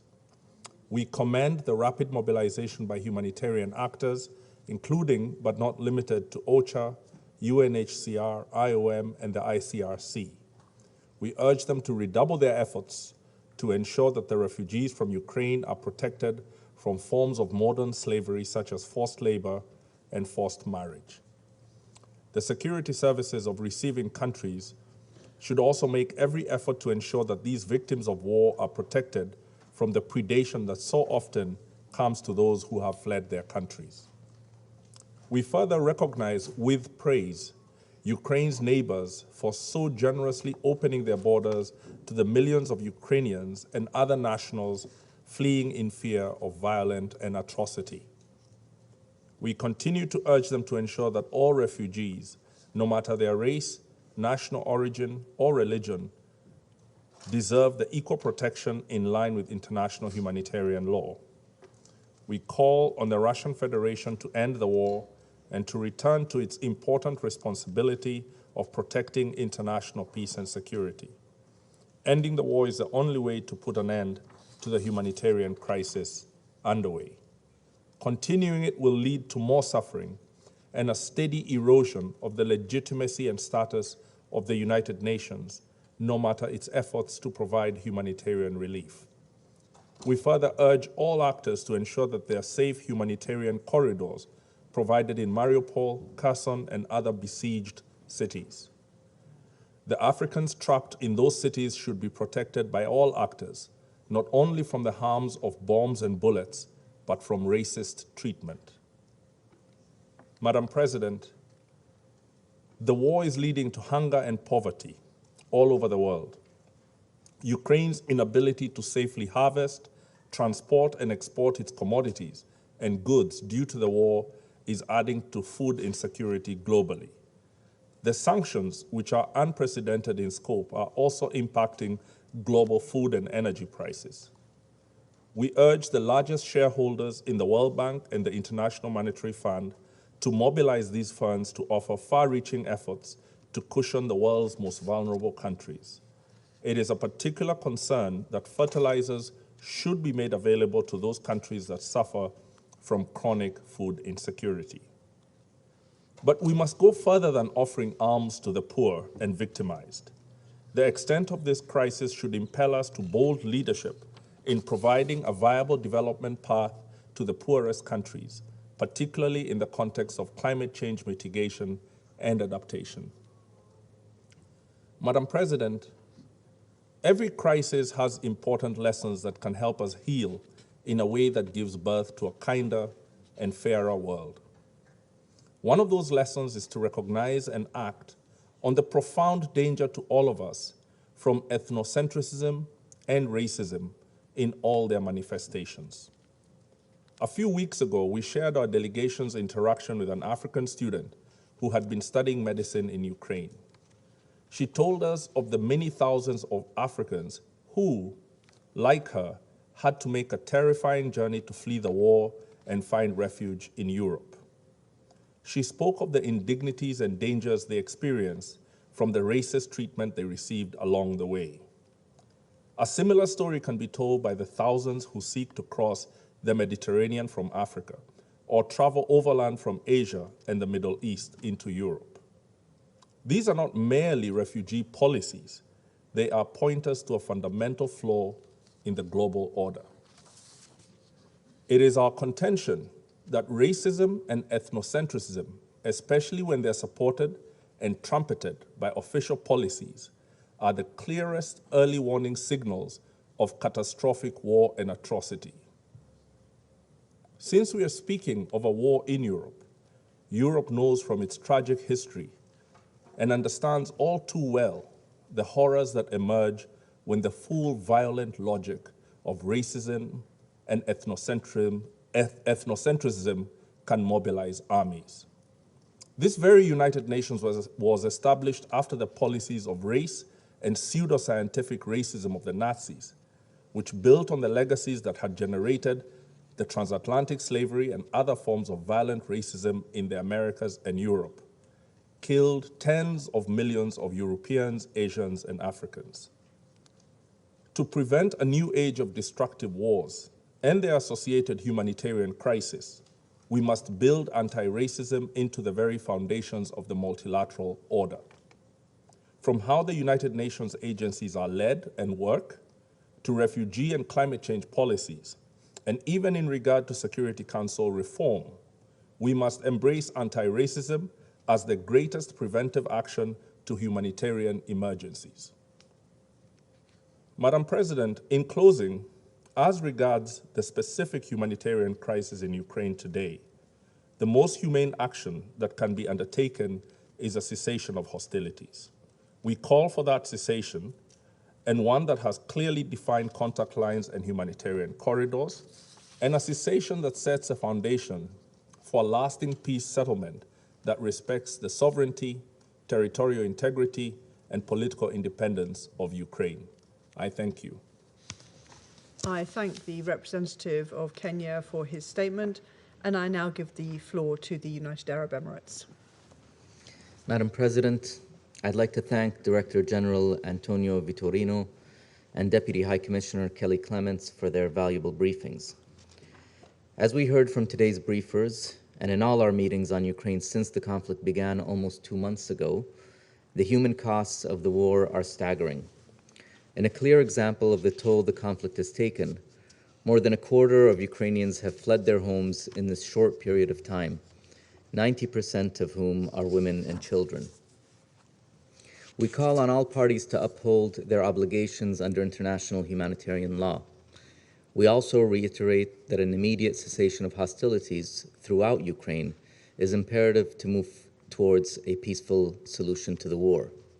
We welcome in this regard the Secretary General's call for a 4-day humanitarian pause to allow for the opening of a series of humanitarian corridors. This would help preserve lives, prevent and alleviate suffering, and protect civilians.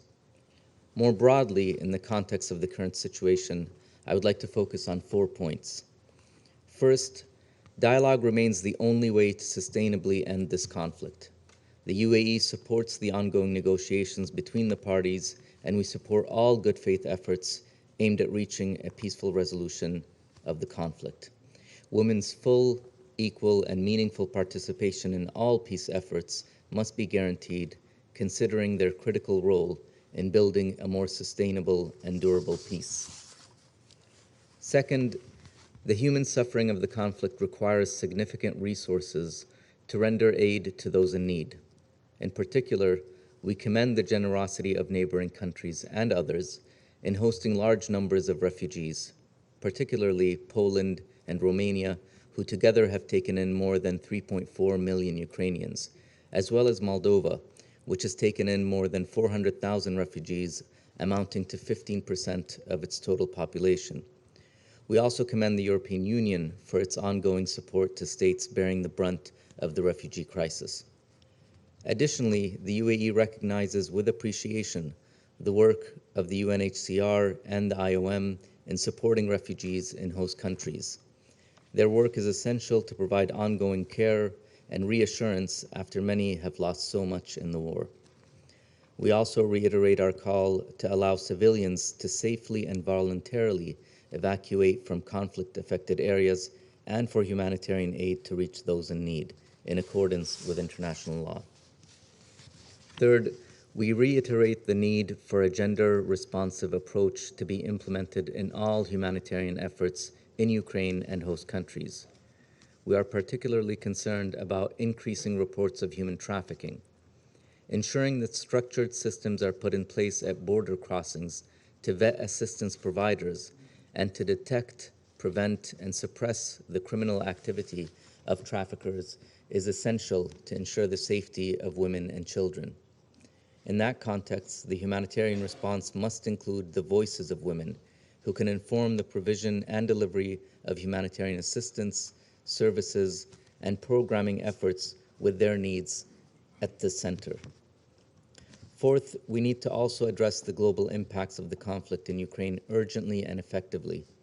This is especially critical as we have seen the sharp rise in food and commodity prices, including in many countries on this Council's agenda.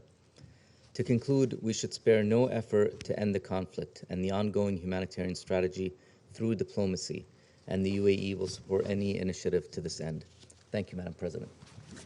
I thank the representative of the United Arab Emirates for his statement. I shall now make a statement in my capacity as the representative of the United Kingdom.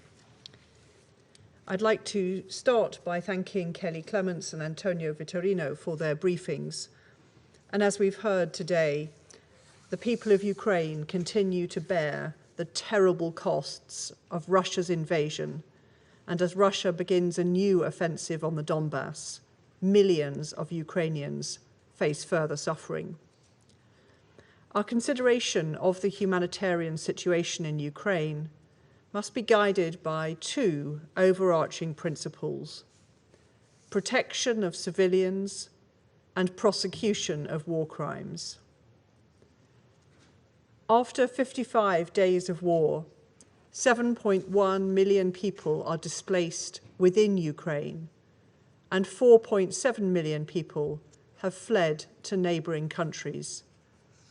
And like others, I pay tribute to the compassion and solidarity of neighbouring countries who are hosting refugees, and the work of the UN, in particular the UNHCR and the IOM, for their initiatives, and in particular the Blue Dot Initiative to protect unaccompanied women and children who may face sexual exploitation, abuse, and suffering. Many Ukrainians, including children, have been forcibly deported against their will to Russia. They should be allowed to leave in safety and with dignity.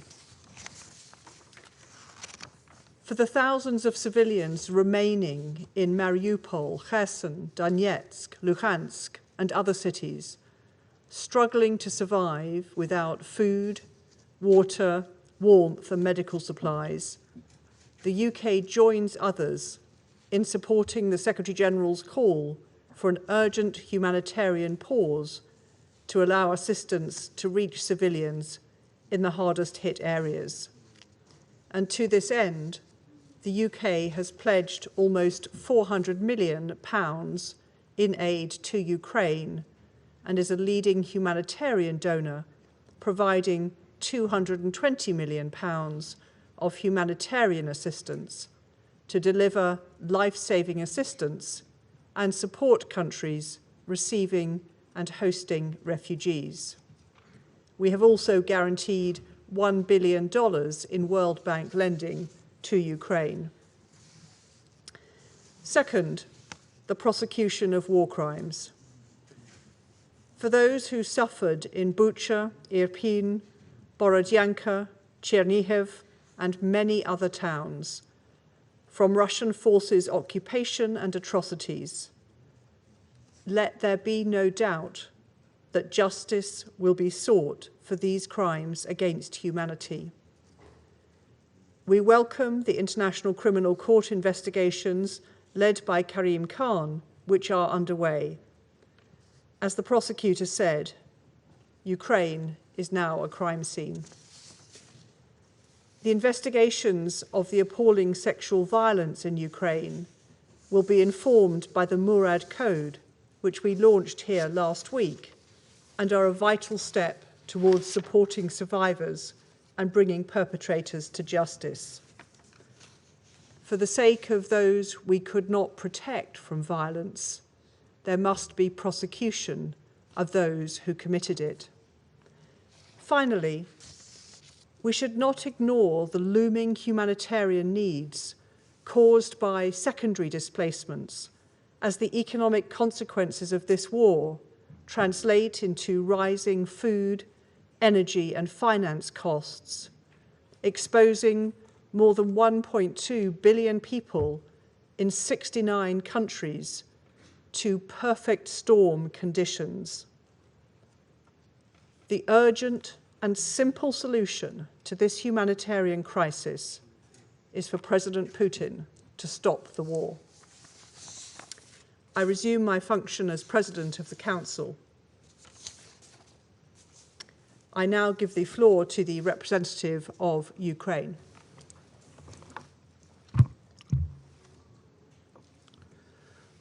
Thank you, Madam President. Distinguished members of the Security Council, I also recognize the representative of Putin's regime in the permanent seat of the Soviet Union.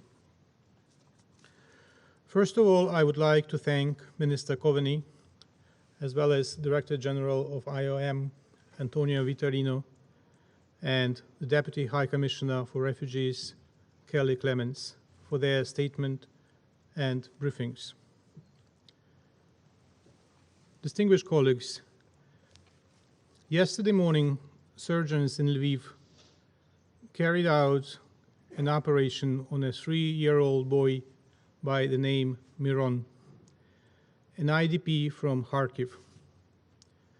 His family left the east of Ukraine in an attempt to save their child from the Russian shelling.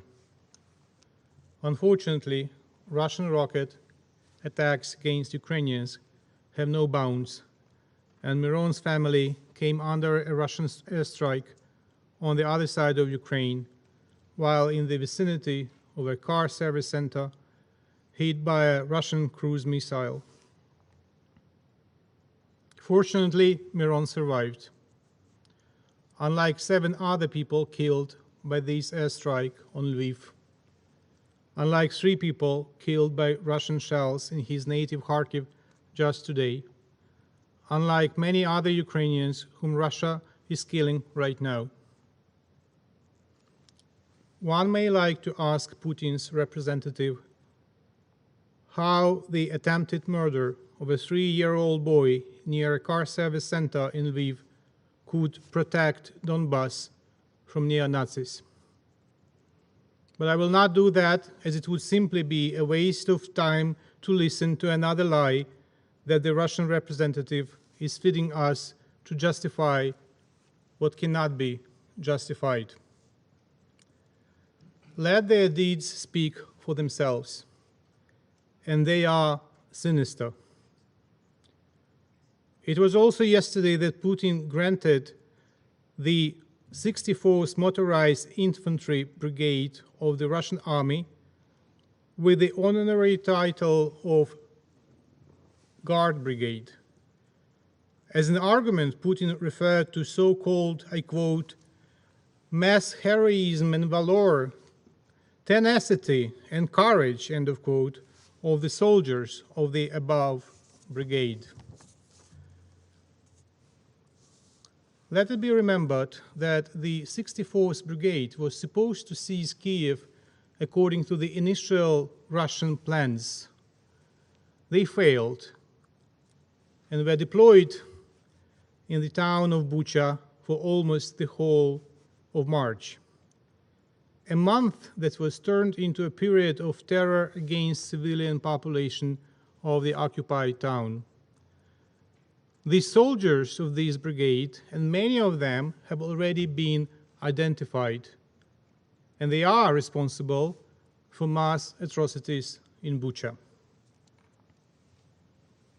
That is the Russian interpretation of heroism and courage: to kill hundreds of unarmed civilians, to rape dozens of women and girls, and finally to flee from the advancing Ukrainian forces. One could only agree that the Russian soldiers demonstrated tenacity. Retreating under the fire of the Ukrainian forces, they tenaciously kept all they had looted in private houses and apartments of residents of Bucha. Russians left behind their munitions to pack their vehicles with stolen computers, TV sets, mobile phones, clothes, carpets, washers, and even toilets. One may find this inclination for stealing toilets too much even for Russians.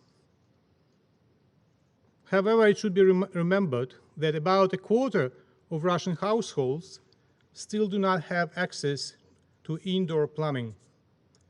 In rural Russia, these sanitation facilities record is even worse and reaches almost 2/3 of households. Madam President, as we are meeting now, the battle for Ukrainian Donbas is unfolding. The Russian forces are attacking the Ukrainian cities and villages in the east of the country, trying to raze them to the ground and making no differentiation between military and civilians. It means that while the Ukrainian forces courageously protect every parcel of the Ukrainian soil, the civilians in the conflict area remain under deadly threat from the Russian forces. The situation in Mariupol remains the most critical. Thousands of civilians are still in the city. Hundreds of them, including children, have taken shelter in the Azovstal plant.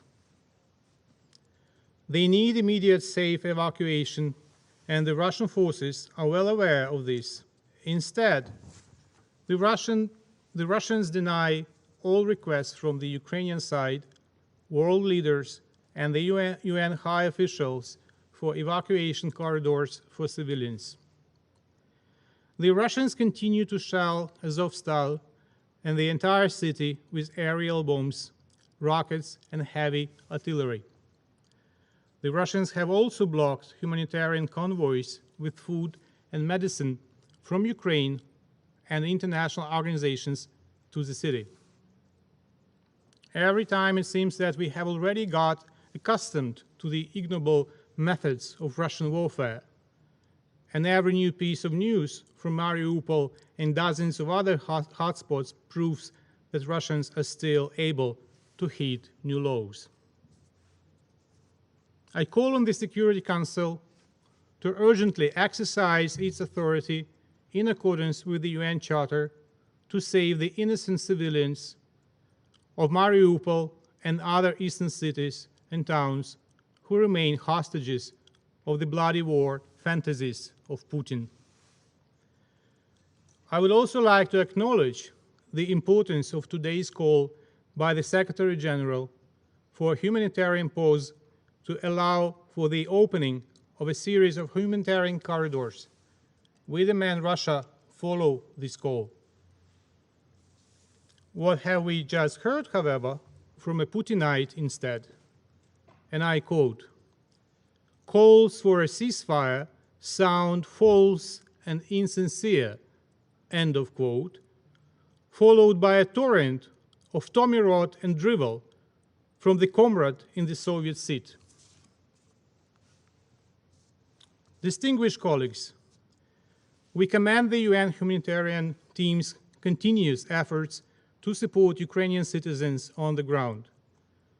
We welcome, in this regard, the UN mission's return to Kyiv. It will ensure better interaction with the government. We welcome the joint actions of the UN World Food Programme and the Office of the UN High Commissioner for Refugees to provide special cash assistance to low-income IDPs and retirees. We believe that such an approach will contribute to more targeted, balanced humanitarian aid to those in need. We also encourage the UN agencies in assisting the implementation of the governmental programs to relocate Ukrainian production facilities and to support the employment of IDPs. More than 250 state-supported production facilities have already been relocated to other areas, with hundreds of others waiting their turn. We believe that Ukraine is a good place for the active implementation of the humanitarian development nexus. Let me once again express our special gratitude to all states who have accepted Ukrainian refugees, primarily women and children, as well as for providing children's education, health protection, psychological and social support. However, given the enormous magnitude of the crisis, we ask to scale up the UN humanitarian response in and around Ukraine and increase the volume of humanitarian aid and its prompt delivery to those in need. Madam President, in the Russia-controlled territories, including the Kherson and Zaporizhia regions, the invaders built filtration camps and torture chambers. They continue to abduct representatives of local authorities and activists. We all remember the assurances of Putin's representative in this chamber that Russia did not intend to occupy the Ukrainian lands. Another lie, as everything coming from his mouth. Now Russians try to tear off the Kherson and Zaporizhia regions following the model of the so-called DPR and LPR. The Russian occupiers continue to forcibly transfer Ukrainians from the occupied territories of Donbass to Russia. And Nazi Germany once did. Filtration camps are an integral element of their transfer. At least 20,000 Ukrainians are kept in filtration camps on the Mangush-Nikolske-Yalta line. About 5,000 to 7,000 people in the filtration camp in the village of Bezymyanna, Donetsk region. According to available information, citizens of Ukraine are sent to the economically depressed regions of the Russian Federation, in particular the northern regions and the island of Sakhalin. Ukrainians receive documents banning them from leaving Russian regions for 2 years. To date, more than 500,000 Ukrainians, including 121,000 children, were forcibly transferred to Russia's territory. Such actions of the Russian invaders can be qualified as kidnapping and require a resolute response by the international community, primarily from the relevant UN agencies. As of today, more than 12 million persons left their homes due to the armed aggression of the Russian Federation, and many of them have no place to come back to. Almost 5 million Ukrainians left Ukraine, including 2 million children, while 7 million, including 2.5 million children, are internally displaced. We call on the UN to provide its assistance to monitor the situation and ensure the safe return of the Ukrainian displaced persons, particularly children, to secure places in Ukraine or other countries. The rights of displaced Ukrainian children must be protected. We also expect more active involvement in establishing humanitarian corridors blocked by the Russian troops, ensuring the safe evacuation of civilians and delivering humanitarian aid to those who stay in the area of conflict.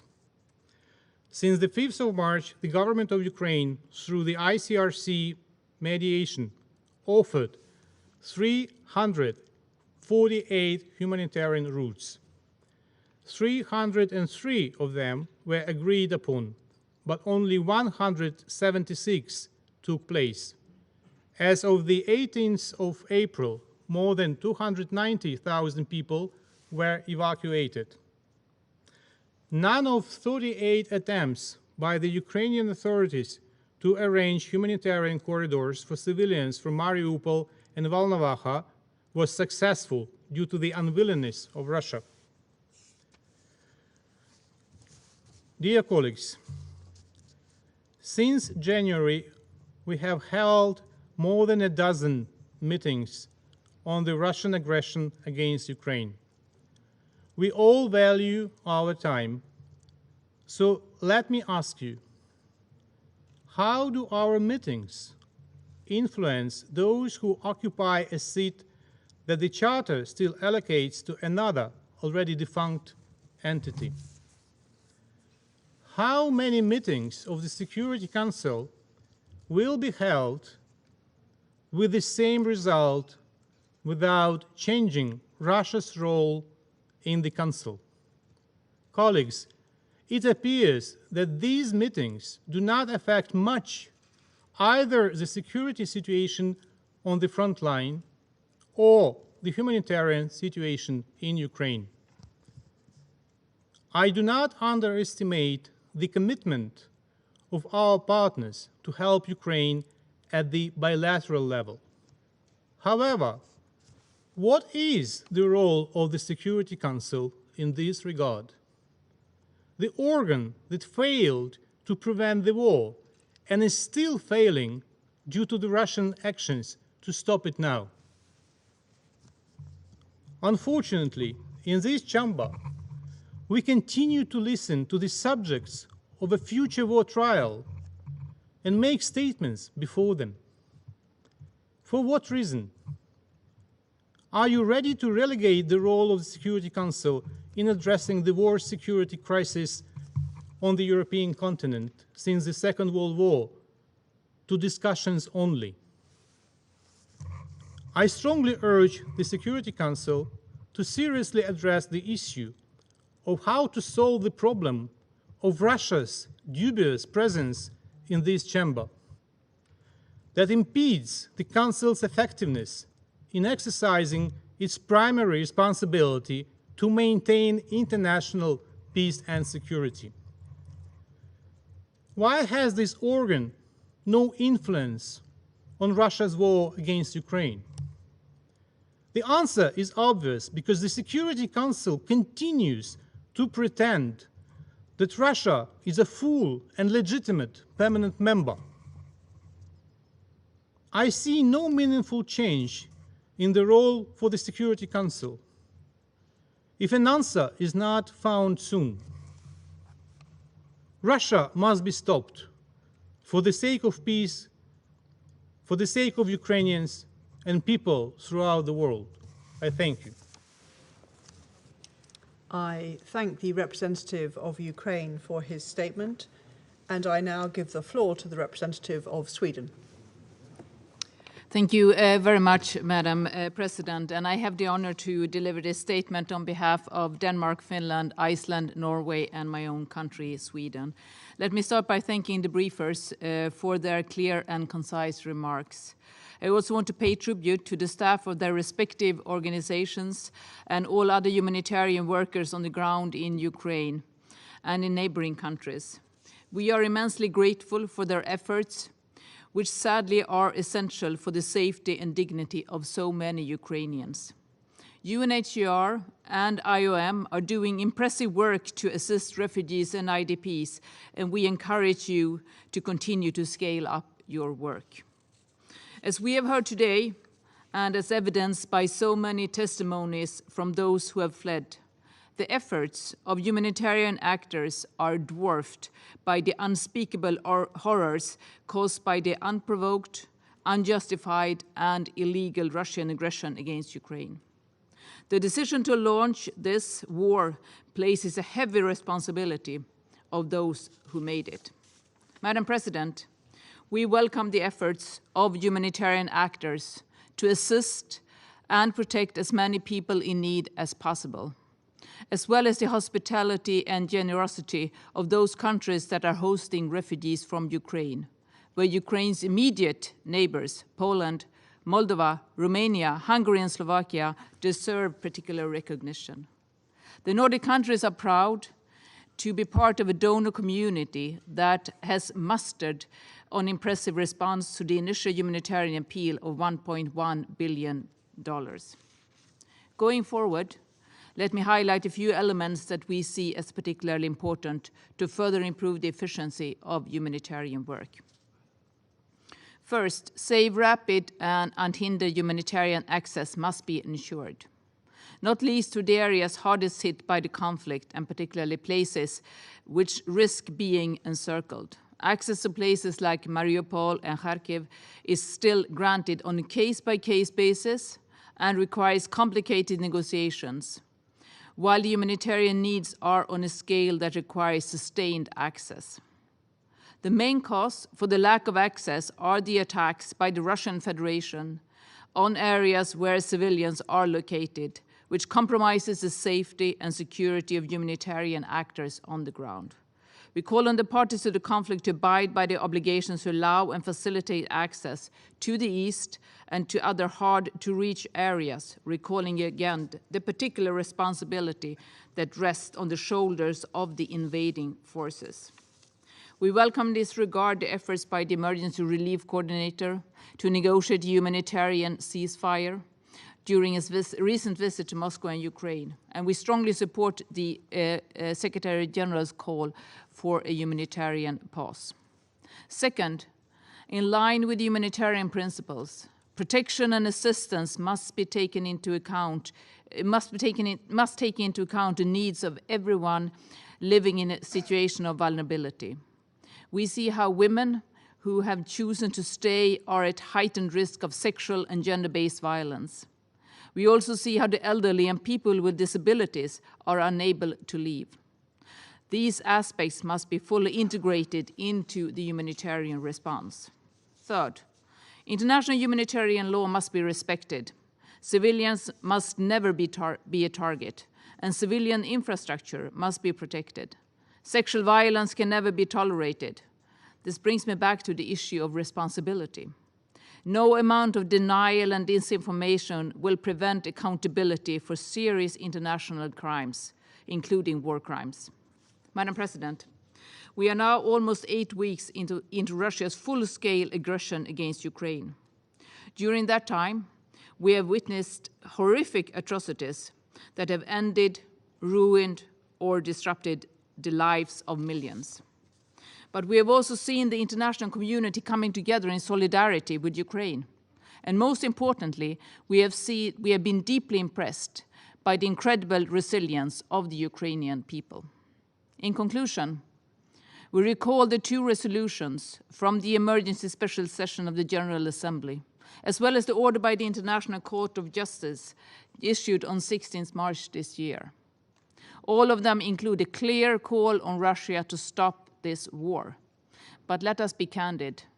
No UN resolution or court orders are necessary in this regard. It is obvious to everyone what the right course of action is. This aggression should never have been launched in the first place, and it must end now. It is never too late to make the right choice. And with that, I thank you so much.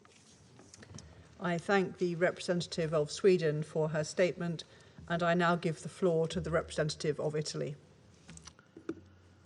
Madam President, we are thankful to the permanent mission of the United Kingdom for organizing this meeting, and to all the briefers for their insightful remarks.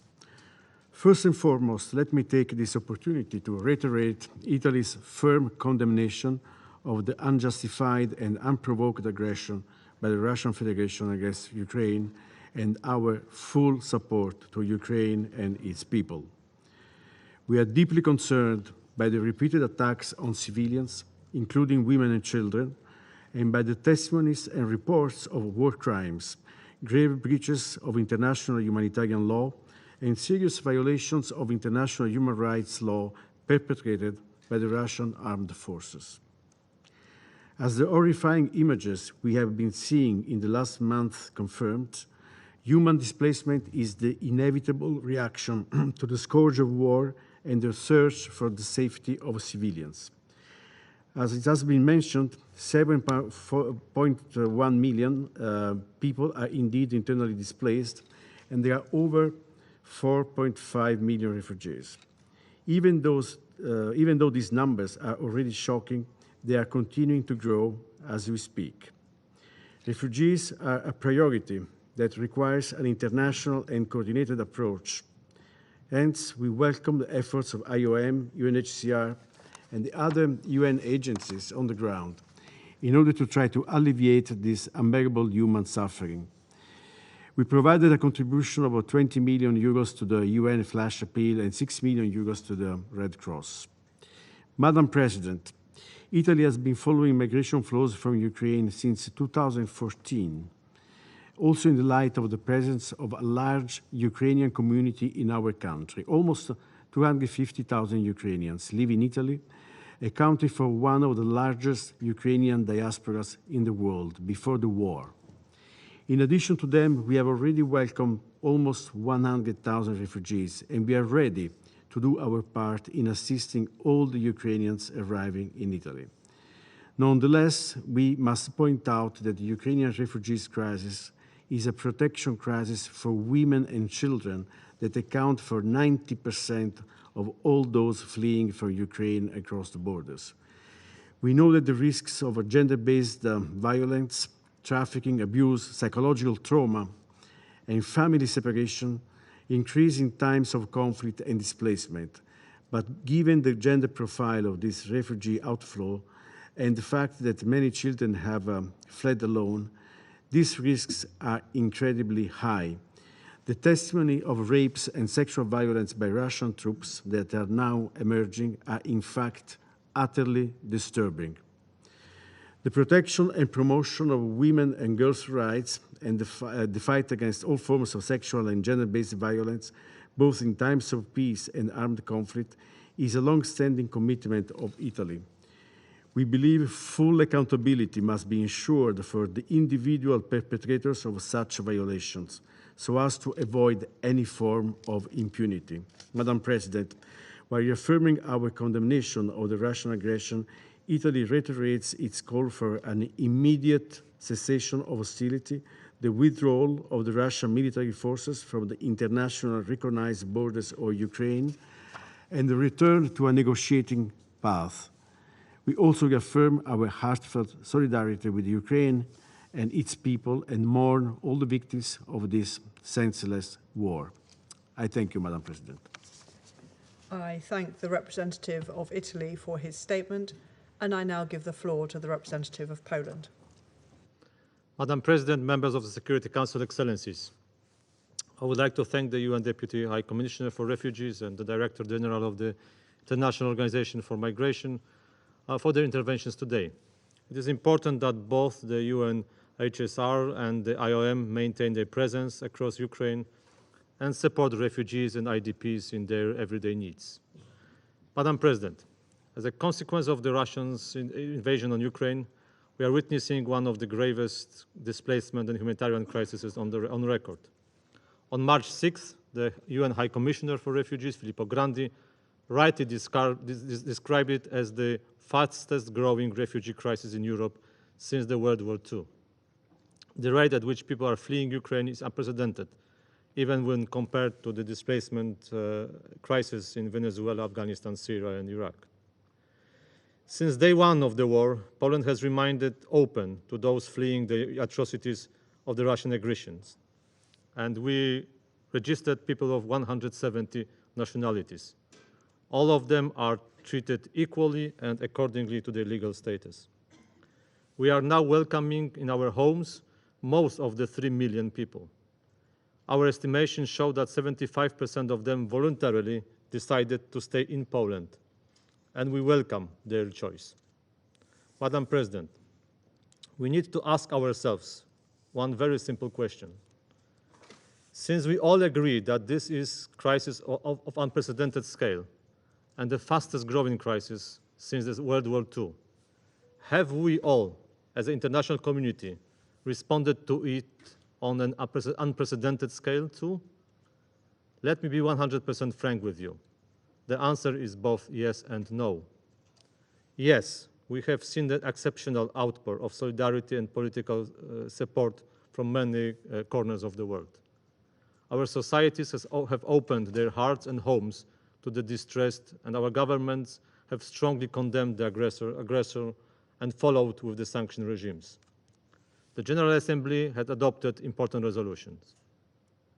In Poland, we have almost 15 million households. Taking into account that we have welcomed almost 3 million people from Ukraine, statistically it means that 1 in 5 Polish families live now with the guests from abroad. The reception of such a big number of refugees requires the Polish government and local authorities to undertake enormous efforts in order to provide shelter, access to healthcare and education. We try to be as flexible with adjusting Polish regulation to the current reality as possible. For example, by today, almost 1 million Ukrainian refugees have received a Polish personal identification number, and around 180 refugee children have enrolled in Polish schools. It solves one of the most challenging problems of any refugee crisis, which is a personal registration.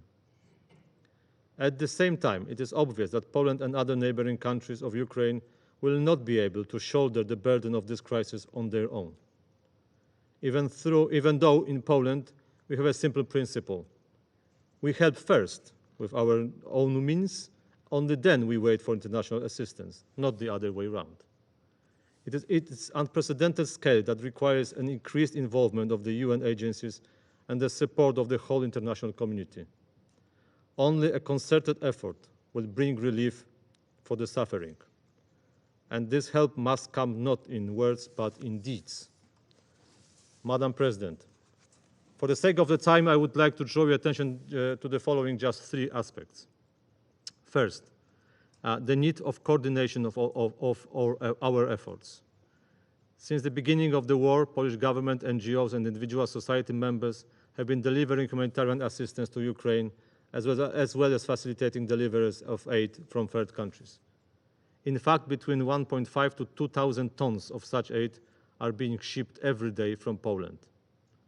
We would like to encourage the UN institutions involved in the relief efforts to use Poland's infrastructure and our resources allow us to reach even the distant regions of eastern Ukraine. As we did just a few days ago with the largest shipment of aid yet, 120 container railway cars with 1,500 tons of aid for Zaporizhia and Kharkiv. Poland and Ukraine have a well-functioning systems of national and local government institutions and logistics, including transportation and storage facilities, and they are ready to use. Today, the Polish Prime Minister opened the first container town for IDPs in Lviv, which was fully funded by Poland. He also announced similar projects to be launched in towns around Kyiv, including Bucha. Shelter like this for 1,000 people costs around $8 million. Therefore, we encourage the United Nations to use this opportunity and work closer with our governments to increase the efficiency of humanitarian assistance provided to Ukraine. Secondly, there is an urgent need to adequately respond to and prevent the risk related to the displacements, such as human trafficking and abuse. Poland has undertaken actions to address challenges related to the risks of trafficking in human beings. In this context, the Polish Border Guard, police, and other authorities have increased their actions to prevent and counter human trafficking. Relevant authorities have undertaken appropriate information campaigns. For example, special alerts containing comprehensive information about the potential threats, possible assistance, and dedicated hotline numbers are disseminated to all refugees entering Poland. Furthermore, to ensure safety of minor Ukrainian citizens, we developed a special procedure by means of which a new legal solution to keep records of unaccompanied minors and their actual caregivers have been introduced. Third, we are deeply concerned by the fate of the people who are forcibly taken far into the Russia's territory. According to what we heard reports, there are 500,000 people who share this plight, including 120,000 children. We see the urgent need for reflection about what can be done by the relevant UN agencies, including the UNHCR and the IOM, to stop and prevent this process. We should make a distinction between those fleeing from aggression and those being forcibly deported, and this distinction is not made in the statistics of the United Nations. Madam President, in view of this enormous humanitarian crisis, much more can be done by the international community to respond to the rapid rising challenges. This is why Poland and Sweden took an initiative to convene on May the 5th the high-level International Donors Conference for Ukraine to mobilize substantial pledges to support the UN humanitarian response in Ukraine and to discuss how to respond to the challenges created by the Russian war against Ukraine. The event will be an opportunity to show solidarity with Ukraine and Ukrainian people through practical means, so much needed today. Please show up. Thank you. I thank the representative of Poland for his statement, and I now give the floor to the representative of Estonia. Thank you, Madam President. I am speaking on behalf of the Baltic countries, Latvia, Lithuania, and my own country, Estonia. We place high importance on the opportunity to take part in the Council discussion today. I thank the briefers for their updates, reflecting the alarming humanitarian situation caused by the brutal Russian military aggression with the complicity of Belarus against Ukraine. This aggression is illegal and unprovoked. We strongly condemn this violation of international law, including the UN Charter. We repeat the demand of the International Court of Justice and the General Assembly for Russia to immediately stop its aggression and unconditionally withdraw all forces and military equipment from the entire territory of Ukraine. The Russian aggression was launched and is being conducted with a cynical indifference to its humanitarian consequences for Ukraine and the world. Cities are reduced to ruins. Homes and farms are destroyed. Families are torn apart. Thousands, including hundreds of children, killed and wounded. Civilians tortured, subjected to sexual violence, summarily executed and burned in Bucha and elsewhere. Rising hunger and poverty in the most vulnerable regions of the world. These are the devastating results of the choice made by Russia. They bring echoes of the worst crimes of the past century that the UN is designed to prevent. 5 million people have been forced to flee Ukraine, most of them women and children. We commend the solidarity of Ukraine's immediate neighbors in helping those fleeing. We continue to assist the nearly 110,000 refugees who have reached Estonia, Latvia, and Lithuania. Millions are displaced as a direct result of the war. Our countries are sending medical and shelter supplies, food aid, and other support to help the people in Ukraine. Our combined humanitarian assistance from state, but also countless individuals, companies, and civil society organizations amounts to 66 million euros. Just as one example, 1 in every 3 Estonians has made a charitable donation to help the people in Ukraine. We are contributing to the UN Humanitarian Flash Appeal and the Regional Refugee Response Plan and the ICRC. We also continue to provide humanitarian assistance and development cooperation globally. The humanitarian situation of those trapped in the cities under siege has been described as hell. The Russian Federation must grant immediately full, safe, and unhindered access for humanitarian assistance to Mariupol and other besieged cities, as well as safe passage to allow civilians to safely and voluntarily leave for a destination of their choice. Madam President, As we discuss the humanitarian consequences of the Russian aggression, we also reiterate our call for accountability for the systematic violations of international law, including international humanitarian law and international human rights law, committed by the Russian armed forces in Ukraine. We support the UN Commission of Inquiry on Ukraine as well as the work of the OSCE Moscow mechanism, and continue our support to the Office of the ICC Prosecutor.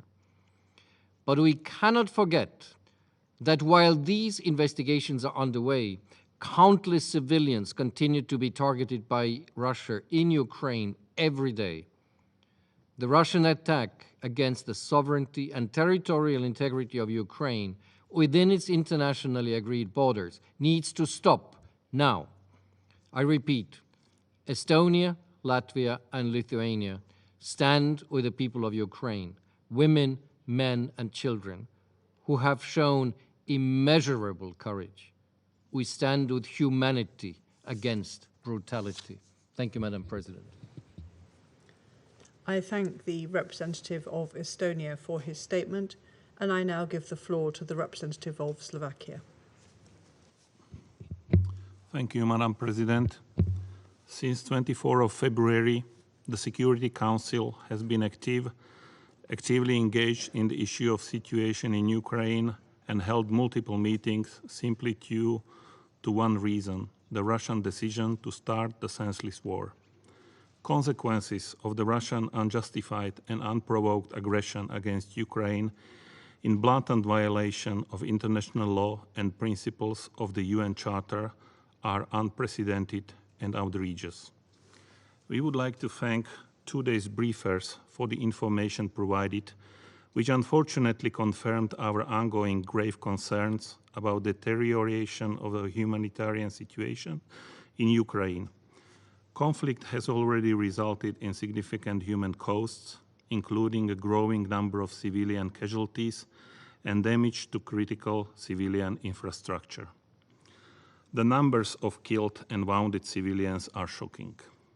According to the Office of the High Commissioner for Human Rights, as of yesterday, 2,072 civilians have been killed and 2,818 have been wounded. Needless to say that the reality is actually much worse. Slovakia, as a neighboring and thus directly affected country, is particularly alarmed by the refugee crisis as a result of the Russian aggression. Almost 5 million refugees have fled the country, while far more than 7 million are internally displaced. Since the beginning of the aggression, about 345,000 have entered Slovakia so far. Slovakia adopted numerous legislative measures facilitating the provision of temporary refuge and basic services for people crossing our border. In this regard, I would like to particularly mention that around 7,000 children from Ukraine are provided with adequate education in Slovak schools.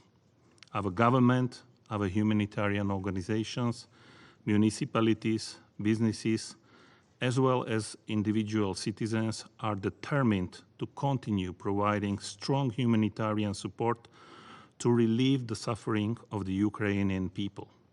We stand in solidarity with them as a close friend and good neighbor in these most challenging times. Causing all this suffering is cynical and barbaric. Madam President, to conclude, let me reiterate that the aggressor accountable for this situation is evident. Slovakia calls on Russian Federation to immediately cease its hostilities against Ukraine, in particular of any attacks against civilians and civilian objects. In this regard, we likewise urge the Russian Federation to listen to the voice of the international community and implement the humanitarian resolution adopted by the UN General Assembly on 24 of March this year, taking into account the situation of vulnerable groups, including women, children, and older persons who are stuck in Mariupol. Slovakia supports the direct dialogue that started between Ukraine and the Russian Federation and calls on peaceful settlement of the conflict in compliance with the UN Charter. In the light of upcoming Orthodox Easter, we also support the Secretary General's call for 4-day-long truce in order to allow humanitarian corridors. I thank you, Madam President. Slava Ukraini. I thank the representative of Slovakia for his statement. There are no more names inscribed on the list of speakers. The meeting is adjourned.